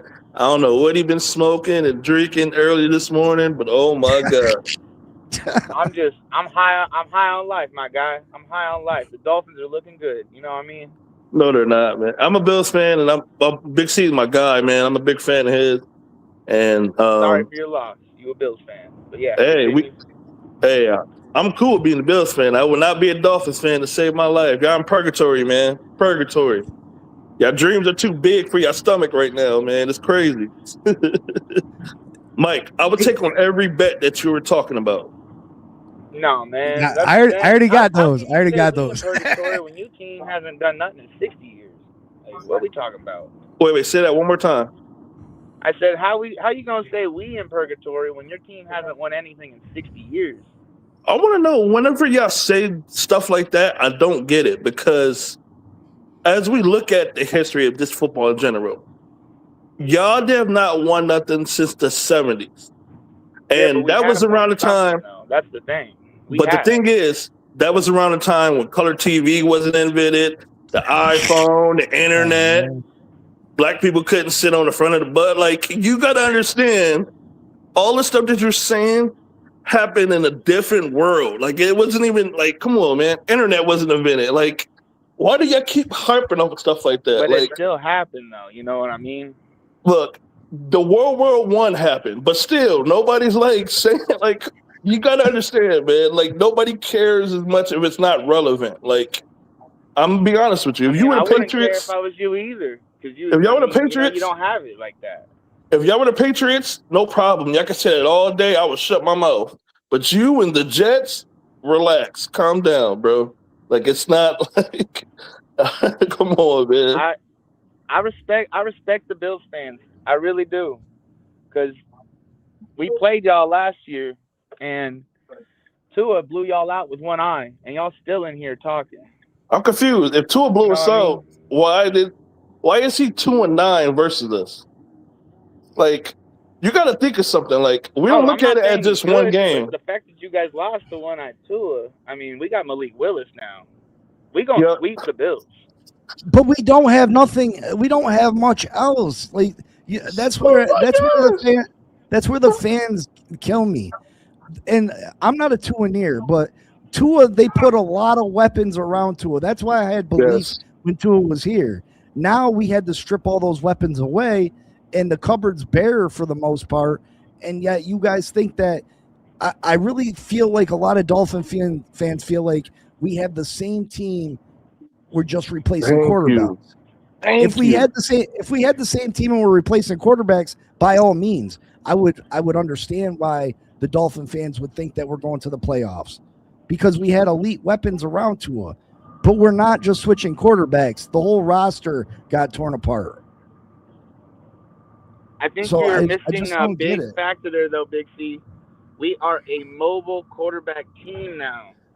This is your first time. Congratulations, having a good mobile quarterback. Everybody mostly has that. Not everybody has a mobile quarterback instantly in the playoffs. Like, what are you talking about? Like, y'all don't live in reality. I don't understand that. He's gone mobile. You need a mobile. The league has went mobile, yes. Yes, you're right. The league has went mobile. So now that everybody has a mobile quarterback, everybody's not making the playoffs. Like, what are you like?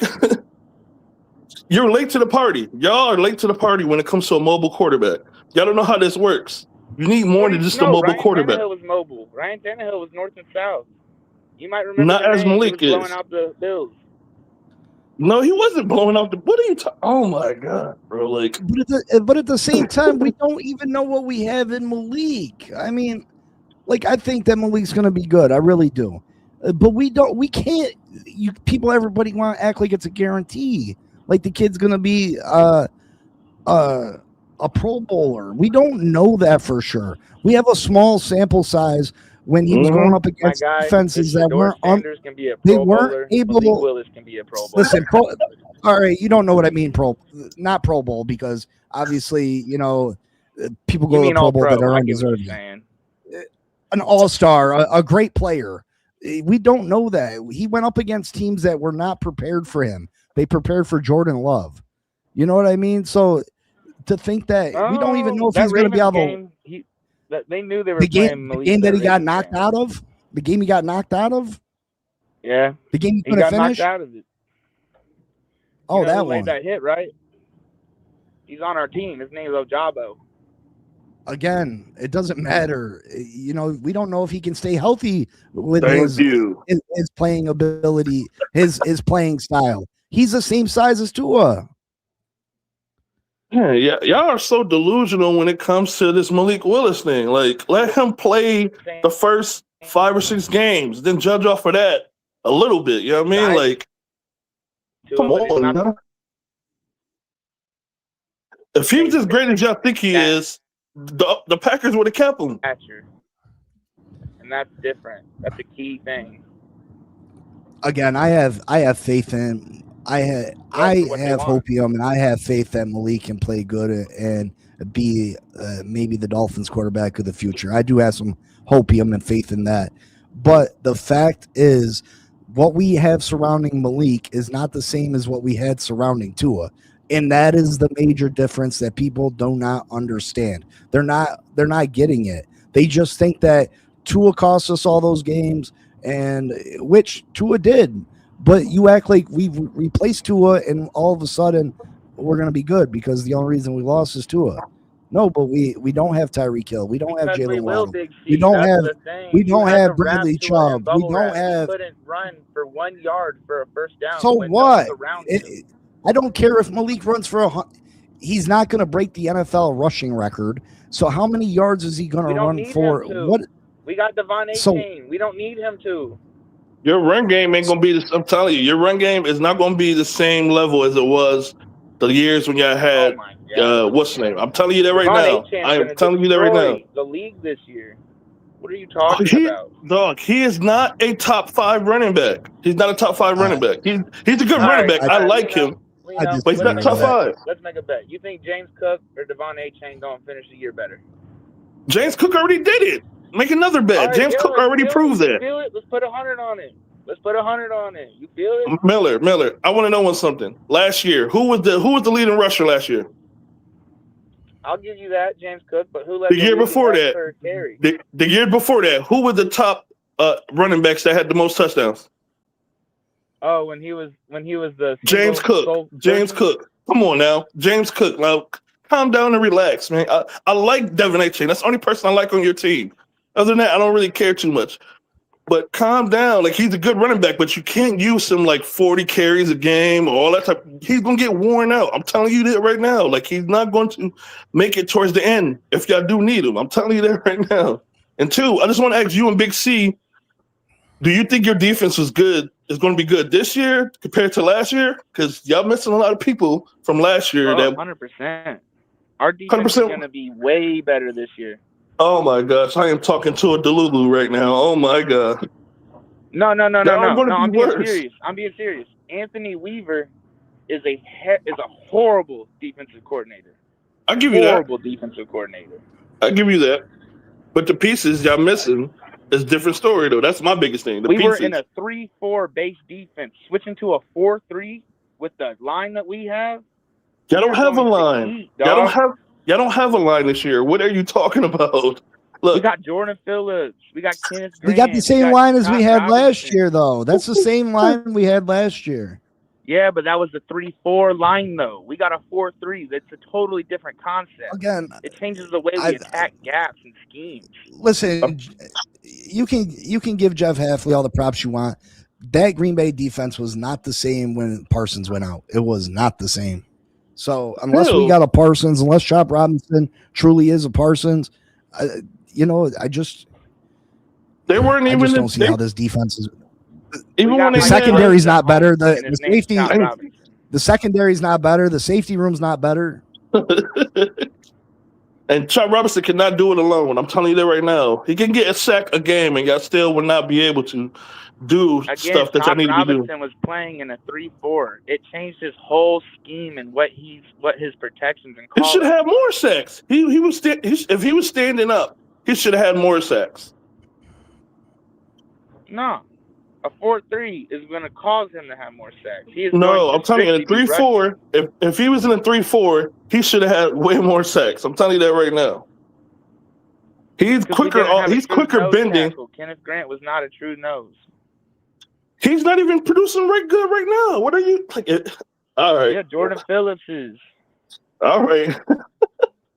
Well, people are going to be able to run on y'all. People are going to be able to run on y'all, but they're going to definitely be able to throw on y'all. That's going to be the easiest thing.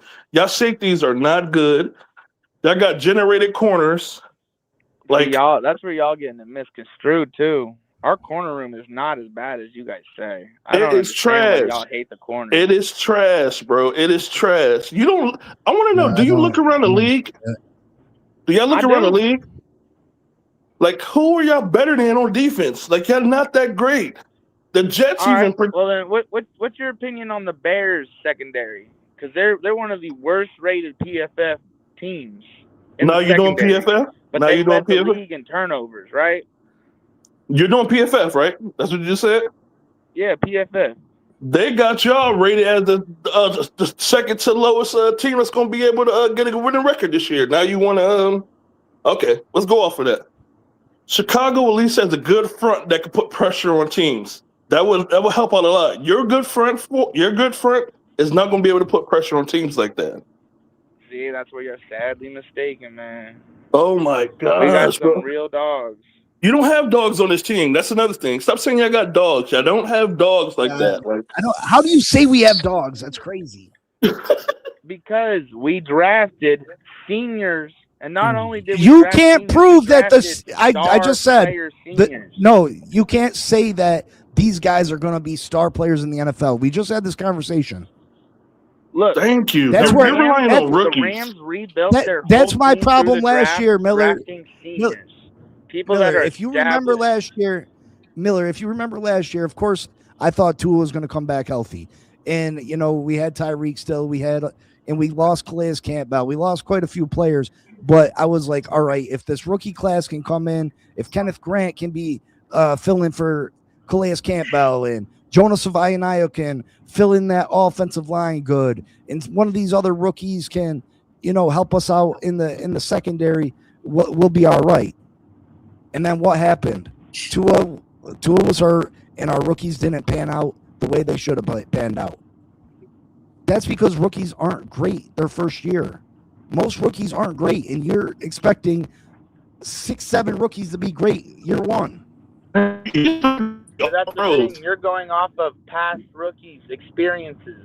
When you got to understand, we didn't draft those types of rookies. The profile of rookies we drafted. Miller, can I jump in here? Senior Bowl. Can I jump in here, please?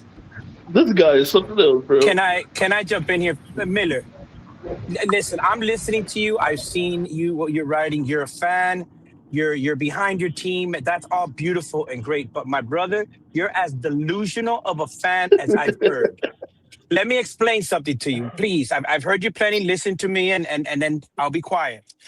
Whenever you got a team, an organization that's going into a season with 38% of its cap available, right? Without any core players. See, it's different if you have your quarterback set, wide receivers, and a couple players on defense because you've paid them. You got 38% of your cap available to start. Number two, I don't know how many times we got to tell you this.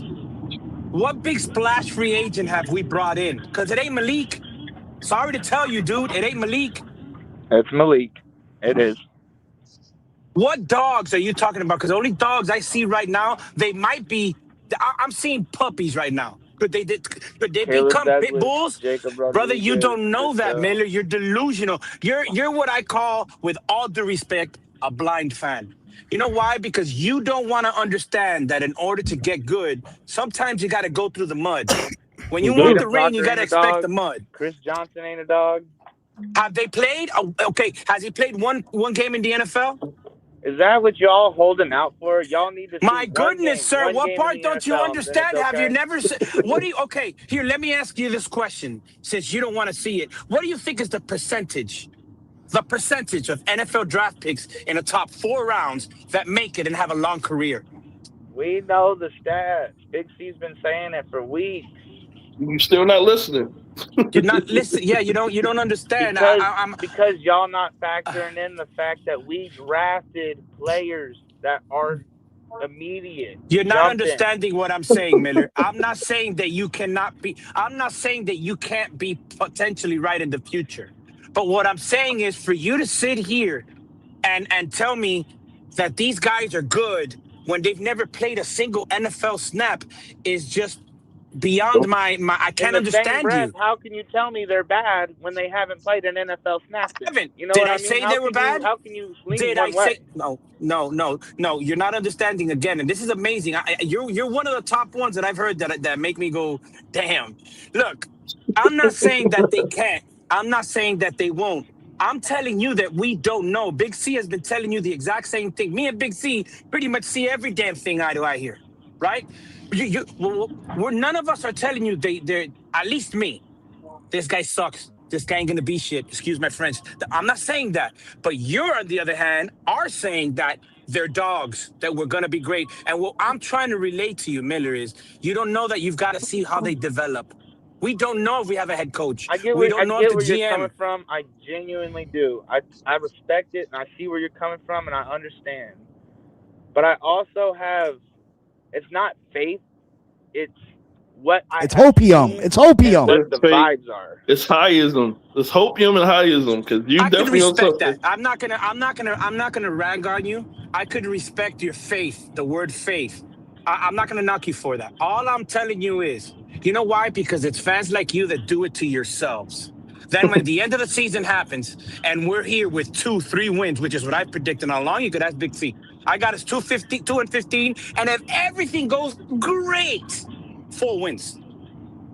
That's Where people wild, are getting 8, 9, 10 wins is insane to me. We got to play the Patriots twice. We got to play the Bills twice. And here's a little information for you, Miller.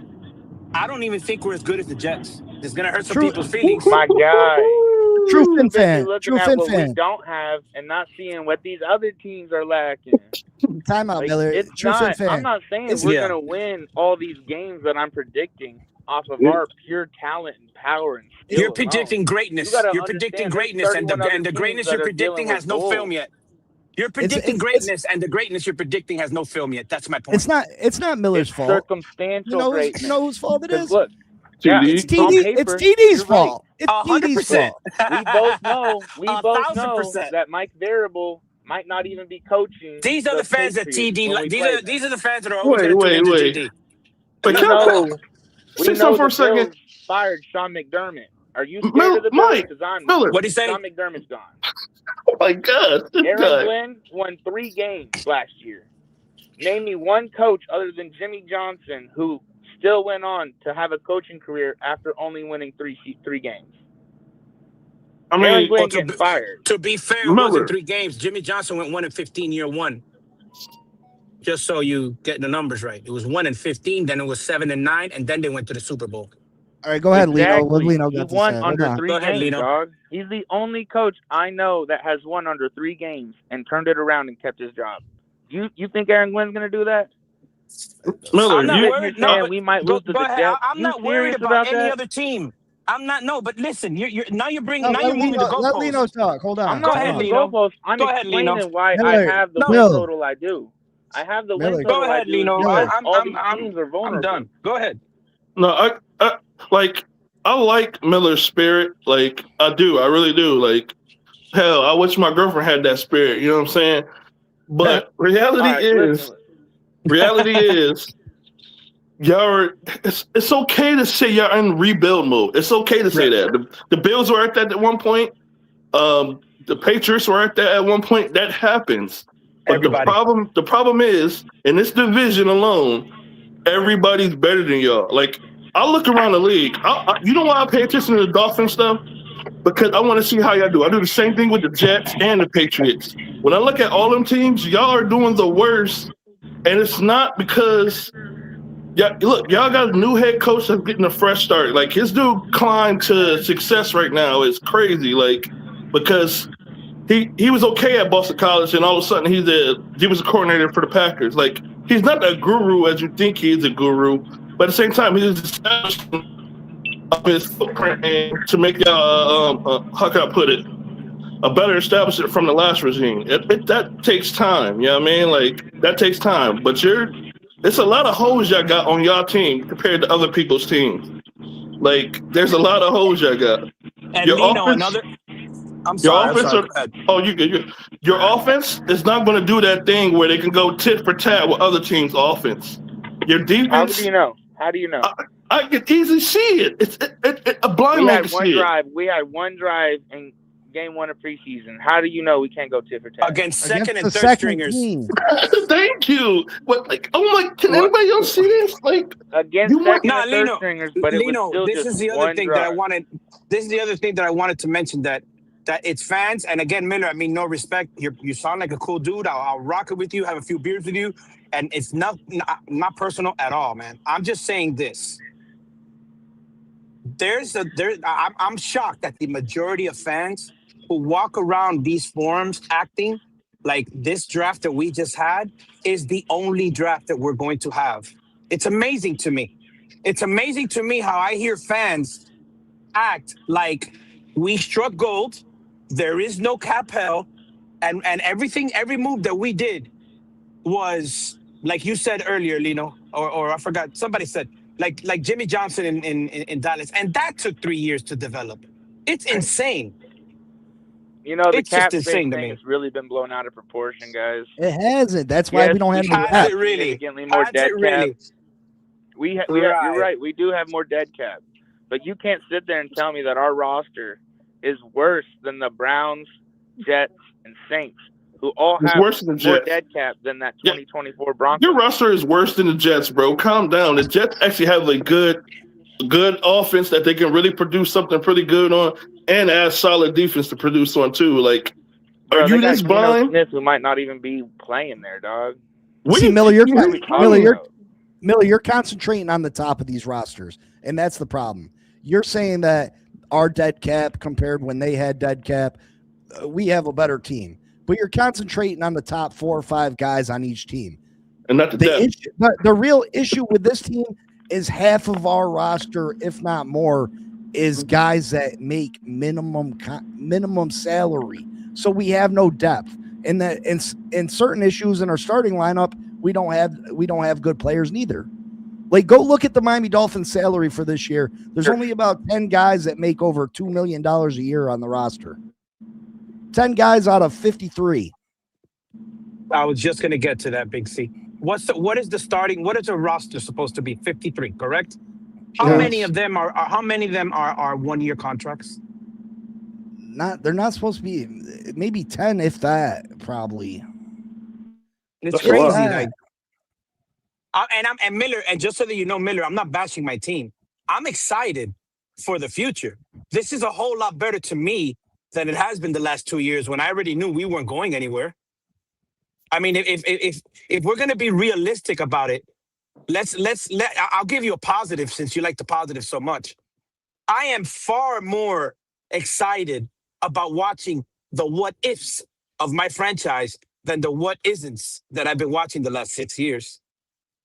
I mean, I think any logical fan, any reasonable fan would say, yeah, that's pretty accurate. And the problem is that because of that excitement, you want to throw in there the 9-10 wins and I'm okay with going 2-3. What do I want it to? No, but I understand it's going to happen, or at least that the possibilities of it happening are extremely high. But I'm okay with it because I realize that it shouldn't be this way in year 3. I don't know if that makes sense. You there, Michael K? Yeah, I mean, I just want to corner Miller on that $1,000 bet. He said he had to make a delivery real quick. Doesn't he Yeah, owe you I'll 300 already, Big C? He bet you He 300? got 300 with me. He gonna probably gonna ghost me. Yeah. See, well, Yeah. he wanted to bet that the Dolphins Go are ahead, going to sweep the. He wanted to bet that the Dolphins are going to sweep the Bills, and I said, "All right, $1,000." Am I the only one that can't hear him, or is it me? I can hear Not him. hero. You might have to back out. I'm gonna go out and come back. It might be my StreamYard. I don't know if you guys could hear me. All right. I'll wait until you get back then. Well, he can still hear you, Michael K. Yeah. Oh, he can. Well, he couldn't hear me to begin with, so how's he going to still be able to hear me? Oh yeah. So the bet was $1,000 that the Dolphins don't sweep the Bills, and he said he wouldn't make that bet because he doesn't have to worry. He doesn't have to want to worry about me not paying. But my theory is, I don't care if he pays me when I win or not. It's just I'll have the ability to call him a welcher and just ride him for not paying his bets. And that's the only reason. He won't do it though. And there's no way that the Dolphins sweep the Bills. Screw that. I want my money. I don't care about. I mean, if I wanted the paying money, me. I would have made it, $150, $200 if I was worried about the money. You know what I mean? So you might as well swing for the fences just to have that privilege to call him a welcher. And Andres, you say, who are you guys to tell him how to fan, especially from Bills clowns? Listen, it's not about telling him how to fan. It's pointing out where he is misdirected. He's delusional in some of his takes. The fact that you believe 7-8 rookies are going to be all pro players year one to fit your narrative is a delusion. That's you stretching the truth. And I don't care if you're a Bills fan, a Jets fan, a Jaguars fan. You know, it's not like they're up here, fuck the Dolphins. I mean, sometimes Michael K does, but they're pointing out real life stuff. You know what I mean? They're talking as a football fan. It's not, oh, well, we're the Bills, so we're better than you. You know what I mean? It's not that. It's pointing out real life issues that any football fan can see besides people that are blinded by the logo. Exactly. Well, you know what? And somebody texted me. Go ahead, Big C. If this team had the Jaguars logo above it, you would say the Jaguars were not a playoff team, that this team would be a 5-win team. But because they have the Dolphins logo, you swear to God they're good. You'd be bringing up the same things that I am. Oh, Malik Willis only's got 3 starts. How do you know he's going to be great? You'd be saying that about this team if they didn't have the Dolphins logo. You make a good point. You make a good point. Like, I think they also missing the point that we also told them that, hey, we like that you fan like that. We understand that part. We just saying, you know what I mean, the delusional is where it stops at. You know what I mean? Like, but you know, you can't teach people a lot of other stuff, man. I just realized that. But I can understand, like, and what I also noticed from like people like Big C, whenever they try to get an opinion on how things are going to be this year, it's because he's looking past this year. He's looking towards next year when y'all get all that cap money and where y'all going to be at in the draft. Then, you know what I mean? That's the momentum right there. Okay, now, and you already seen what happened with Willis during the season and everything. Like, I can see the future. You know what I'm saying? I'm not even a fan of this team. You know what I mean? Like, I just don't see it in year one like how everybody keep thinking it is, and it's okay. That's what Big C is trying to tell y'all. It's okay if they're going to have a down year this year. Like, it's okay. I still don't see them being relevant next year either, because they still have cap issues next year. I mean, that's because you're sort of a hater, Michael K. I mean, they still have issues. You have no quarterback. You might not have a quarterback. Number one. Well, yeah, and you still have. And I don't have a problem with most Dolphin fans being positive. Like, yeah, Malik might be the guy. It's the guys that, you know. And again, TD's my boy. Like, TD's helped me so much. You have your disagreements with TD, and you believe differently about TD, but I don't.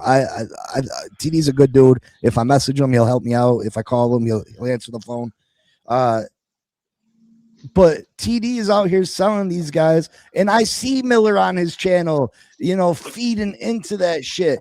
And I can't really believe that TD is a businessman. You know what I mean? He's a Dolphin fan, but he is a businessman, and he knows that it's in his benefit to make it out. He's right one way or the other. You know what I mean? Well, hold on. With the exception of the ShamWow and the Flex Seal, businessmen actually kind of try to put the truth out there, and TD is just way in left field. You know, and that's the whole point. Businessmen make money by any means necessary. And TD, he'll feed the narrative that the Miami Dolphins are going to the playoffs, but he'll also feed the narrative that, hey, we're in a rebuild. You know, it's okay if this doesn't happen. You know what I mean? He goes both ways. He can always be right. He can point out so he can always be right. And that's smart business. I ain't mad at it. That's smart business. Well, but you do get these fans that, you know, TD is 40,000 subscribers, got 4 different shows. TD's big in this community. People really go by every word that TD says, and and the casual fan, they see it as fact. That's true. If TD said it's fact. TD can tell you that the sky is purple, and they believe it because that's the limit to their Dolphin information. You know what I mean? So he's making the fan base dumber is what he's doing. Just like Dan Mitchell. He makes the Buffalo Bills fan base even dumber than they already are. You know, and when you pose no, and I got an issue with that because when you pose questions that you know the right answer to, and you make them look like idiots, they block you so they don't have to deal with it. To me, that's not right. I don't think that. I mean, I think TD's stretching the truth. Do I think that he believes in Malik more than what I do, or he believes in this team more than I do? Yeah, possibly. But he also knows and watched enough football that he knows that this team is not equipped to make a playoff run. Like, come on. We've had good teams here in Miami, at least way better than the team that we currently got that haven't won 6-7 games. You know what I mean? Mm-hmm. I just, he knows that, but you know how much money he can possibly make, or how many more subscribers he can possibly get if somehow the Dolphins were to make the playoff. It's a worthy bet to make this year. Not to mention, you got everybody that wants to only think positive. Yeah, they're going to come to his channel. They're going to want to hear TD talk. They're going to come to my channel and say, I'm a hater. I'm a two-and-ear. I don't know football. I don't know this. I don't know that. But they'll disappear when the end of the season comes. Yeah. You know what I mean? Well, it's like Miller disappeared when I came up. He will come back up now.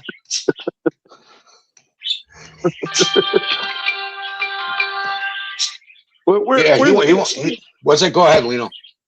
I was about to say, I know Glenn is on here, ain't he? Is Glenn on here? He was was in the comments before. I don't know where he's at. Okay, I didn't know if he was here still or not. You know what I mean? Like, I know he's a big fan. You know what I mean? I see him faithfully, so wanted to pick his mind.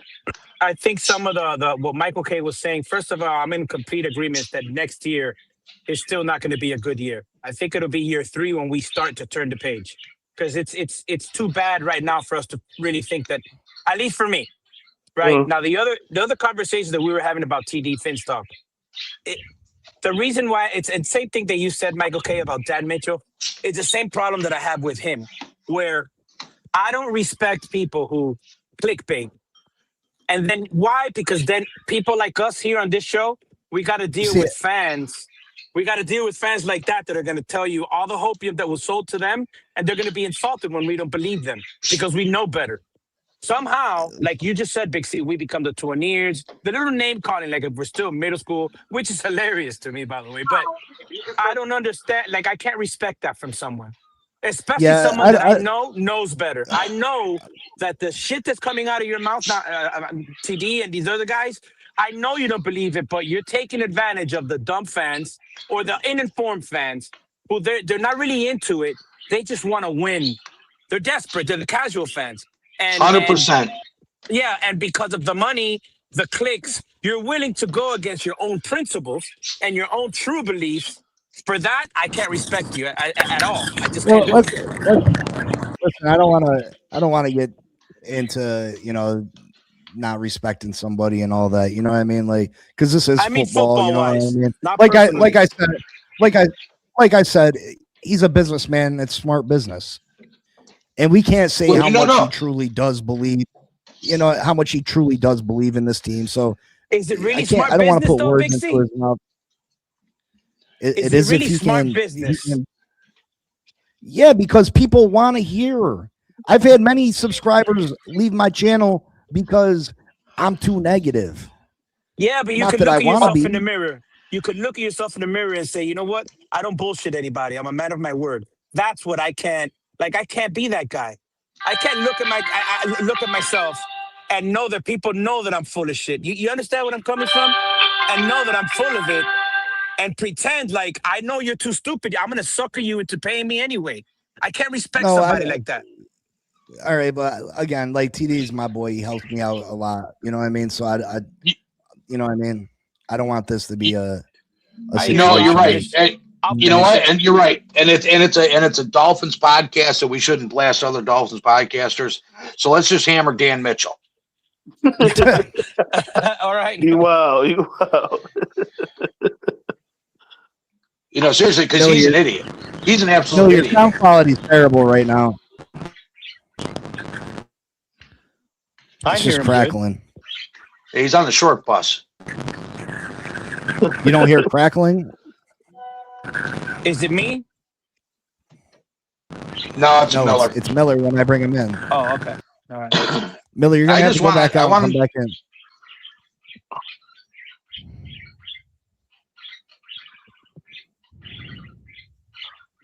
Yeah, man. I just want to. I get we're all different. We all have a way of seeing life differently. That's what makes us individuals. Yeah. But I just want people to be able to be real to themselves and understand that the earth isn't, this is not the end of it all. We're building for something good. Look into that.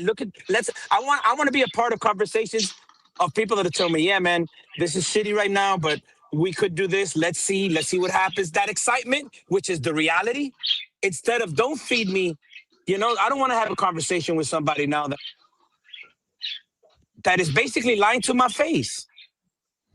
Well, That's people, all I'm saying. And I'll end it there. I'm Right. sorry that I had to bring that up. yeah, again, I mean, I'll end it there. No more from me. I'm yeah, just because- passionate, dude. I get it, and I understand that, and I respect that. But again, like, I think TD's a good person. You know what I mean? So, like, Yeah, definitely. I'm not mad that he puts in the work. Like, I don't think people understand how much time it takes to have just one channel, and he does so many channels. So for him to, he's deserving in everything he gets, 100%, in my opinion. You know what I mean? But he does cause fans to have false hopium, and you know what? Some of these fans need that in their lives. You know what I mean? Some people need that. That might be true. That Need might be football true. to be positive in their life. You know what I mean? So, but I do get a lot of criticism because I feel differently, or because I don't. Oh well, TD said this, but you're wrong. You know what I mean? And Yeah. I believe TD knows more football than he knows that this team is only half built, because I hear him say it in certain situations. You know what I mean? So have But, I. I've heard him say it. That I'm like, wait, I know what you want to say, but you're not saying it, right? Well, no, he'll say that, well, this is, we got to understand that, like yesterday's show, and I watch him and I support him, and I've donated to his channel, and I've gone on the trips to the games with them and paid $500. I got pictures sitting with him next to at the Bills game last year in Buffalo. So I support TD. But I think people harp so strongly on Tua the last few years that all the Miami Dolphins issues were Tua Tagovailoa, that now that Tua's gone and we have an upgrade for Tua, that everything's fixed, when they don't realize that everything else around the quarterback has gotten significantly worse for the most part. Agreed. You know what I mean? So Agreed. So people were so focused on, Tua's the issue. Tua's the problem. Tua's the one that threw the interception. Tua couldn't stay healthy. Tua can't play in cold weather. That was the narrative for 6 years. And a lot of that was right. You know what I mean?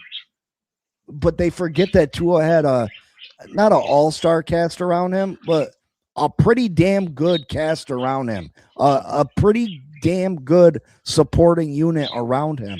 And we just don't have that anymore. You know what I mean? So people just think that we switch quarterbacks, we're good. No, now we gotta make up for all that Chris Greer mistakes. Well, the point, but you don't even know what you have in Malik Willis yet. You don't know if he's a dual threat quarterback. He's attempted 152 passes in his NFL career. You know what I mean? Yeah, he might be able to run for 5 or 6 yards, but Joe Burrow and Jared Goff can do that too. And that's the whole thing. You don't know what you have with Willis, and there's a reason that Vegas puts you at 4.5 wins. They're not stupid. They're not out to lose money. If Willis doesn't pan out, you guys are screwed for the next 5 or 6 years. I mean, I think we'll be screwed for next year for sure, but I mean, I don't know if the next 5, 6. because I think we can get a quarterback in the beginning of the first round next year and still be good. Right. But he's another rookie. And Well, if yeah, you're going to throw him to that's the Wolves right away. Well, that's going to push it back to 2028 to be relevant for sure. And how do you know that that quarterback you pick isn't going to be the same as Zach? We who's that absolutely Zach don't. cat? Wilson? Zach. Yeah, Zach Wilson. You know, I mean, or we Will don't. Levis. We absolutely don't. But I mean, we gotta have some kind of faith and hope. You know what I mean? Some. Well, you have to, but you have to have realism too. You got to have absolutely. realistic. You got to look at it realistically, and Miller doesn't. I mean, you would think that if you get a quarterback at the top of the first, that realistically should be a good quarterback, right? Should be, but there are busts too. Oh, absolutely. You know, there are busts. Fins up, you there? Fins up. Hello? Hello?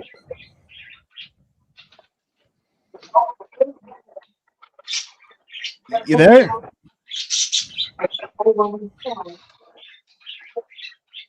Hello? I hear background noise. Yeah, I hear the background noise too, but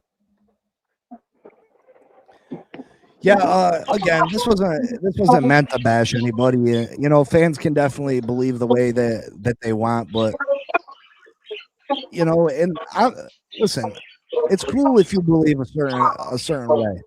I'm not saying that I can pick and everybody should believe the way I believe, but when you come here and you tell me that I'm wrong, or that I'm a liar, or that I'm a two-a-near, or that I'm full of shit, you know what I mean?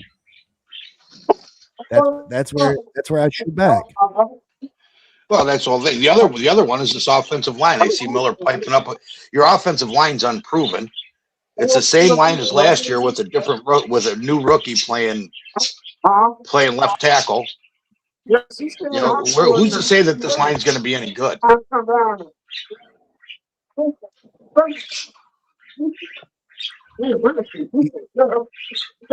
don't know. You're gonna have to cut fins up. You're gonna have to go out, come back in, or something. Because, yeah, I mean, again, I'm not here to pick fights. You know, it's sad that we can't be on the same page. But I understand that people have different opinions and stuff. But yeah, facts are facts, and you know, you can pretend something's the truth, but what I try to hit people with is real facts. You don't hear me say that Caleb Douglas sucks. You don't hear me say Chris Bell sucks. You don't hear me say Chris Johnson sucks. You hear me say these guys are rookies. They're unproven. You don't know what we have, right? No, look at Keon Coleman. Look, when the Bills drafted Keon Coleman, everybody thought he was the next coming of Christ, and that's not the case. He's had flashes of greatness, but he's also looked horrible. Now, who's right in that situation? Me, the person saying we don't know, or the person that guarantees that they're going to be great? And then you're guaranteeing the person that says we don't know. And then you're guaranteeing them to be great, and that's how you're coming to the conclusion that we're going to be a good football team. So it's just you're guaranteeing or assuming that Jeff Hafley is a great head coach. You're assuming that Malik Willis can stay healthy for 17 games. You're assuming, you know what I mean, that Chop Robinson's gonna come back from the dead, and hopefully he does. He's had a strong training camp, and I'm a big Chop Robinson guy. But we just don't know. What I do know is that even if those guys are good, we still have extreme depth issues. And there's nothing you can do to take that away because we don't have the salary to fix it. I do know that for a fact. The depth on this football team is an issue, and it's because we have only 38% of our money to spend. There's nothing you can do about that. There's nothing you can change about that. You can't fix it. Not this year. It is what it is. That's a fact. So I hit you with some facts, and I hit you with some we don't know, and I'm the one that's wrong, delusional, fake, to an ear. You know what I mean? No, you're being And I guess that's being okay. realistic is you can never blame somebody for having a realistic take. You know, and you have to have an experiment before you can say what your theory is. You got to experiment with it, and there's no experimentation yet. You know, No. what's this Caleb Douglas? You hear one person say he's a great route runner. You hear other people say he's not that good. He rounds off his breaks and whatever else. You don't know, and until you get into an actual NFL game with actual NFL defenders, not guys that are going to be bouncers in a strip club. Miller says any team forced to play third and fourth string players will suffer. That's us, Miller. In the wide receiver room, we're going to be playing third and fourth wide receivers. At safety, we're going to be playing teams third and fourth safeties if we're lucky. In the corner room, we're going to be playing teams third or fourth options at corner. At pass rusher, teams third or fourth option at pass rusher. That's 4 or 5 different tight end. Third or fourth option at tight end. That's 5 or 6 positions on the starting lineup I named. And then account for the injuries that will suffer during the year. You got to think at least 3 starters will go down for a decent amount of time, at least. And then the depth on this team when a guy needs a breather or, has to come out the play and come out the game and have to go in the blue tent. You know what I mean?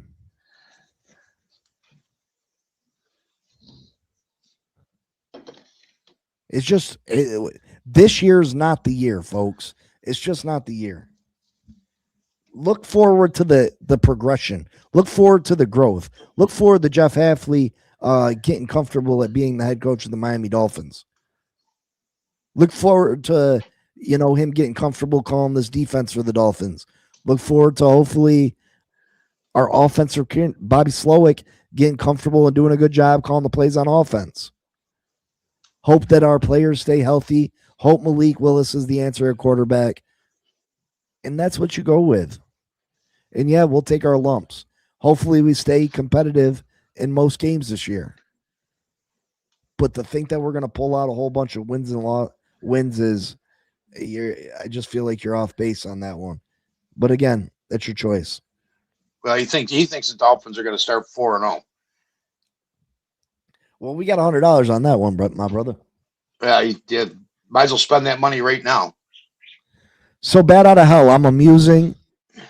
So be amused when you come back and I'm right at the end of the season. Be amused. I think these are all guys that go to other podcasters that actually want to just put the false hope in the air. I'm sure they are.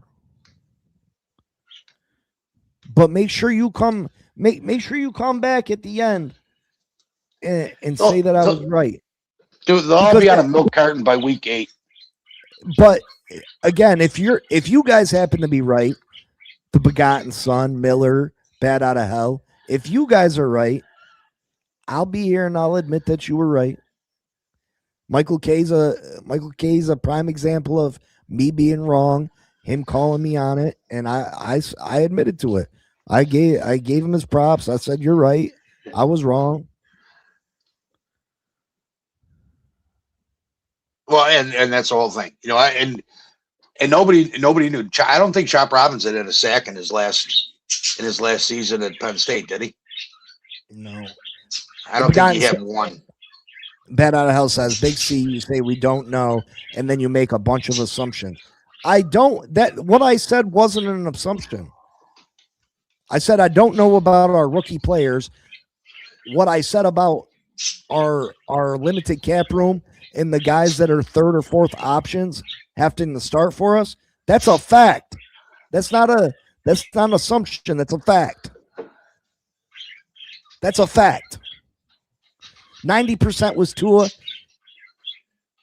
Maybe so. But the team that was around Tua is no longer here.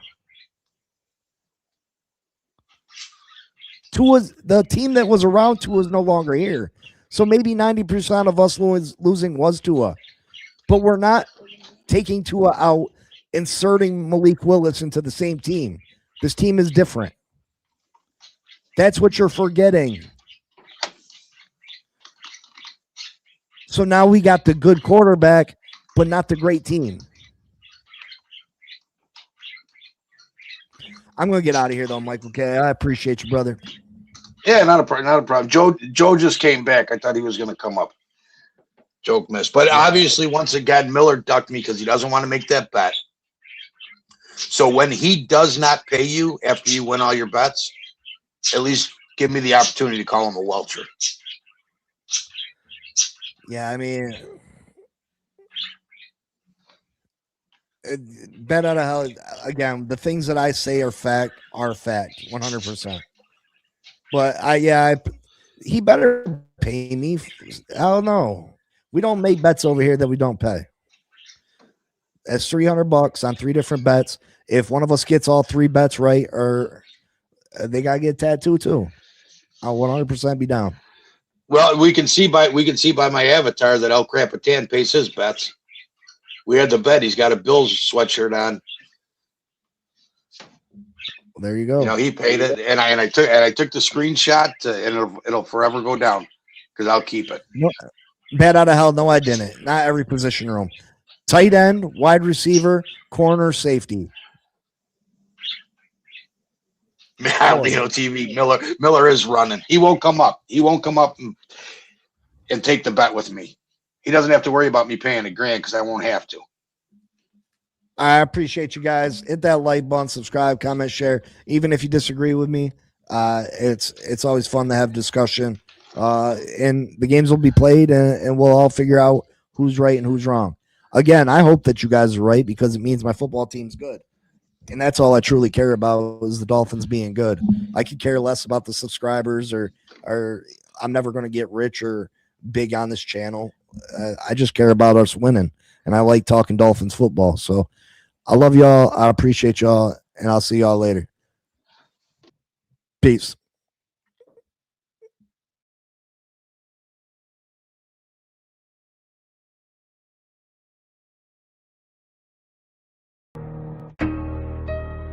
Yeah. Check it. From the 305 to the world. Big C on the mic. Welcome to the inner circle. You know what it is. Yeah. Clock hits noon, ready for the breakdown. Big C stepping up, holding down the town. The Fin Posse podcast, yeah, we talking shop. Fresh off the field, never gonna stop. For the fans, by the fans, that's the code. Every single snap, every yard on the road. We dissect the stats, every gain, every loss. Breaking down the tape, checking every cross. Fins up, hold it high to the sky. Hard hitting talk, no need.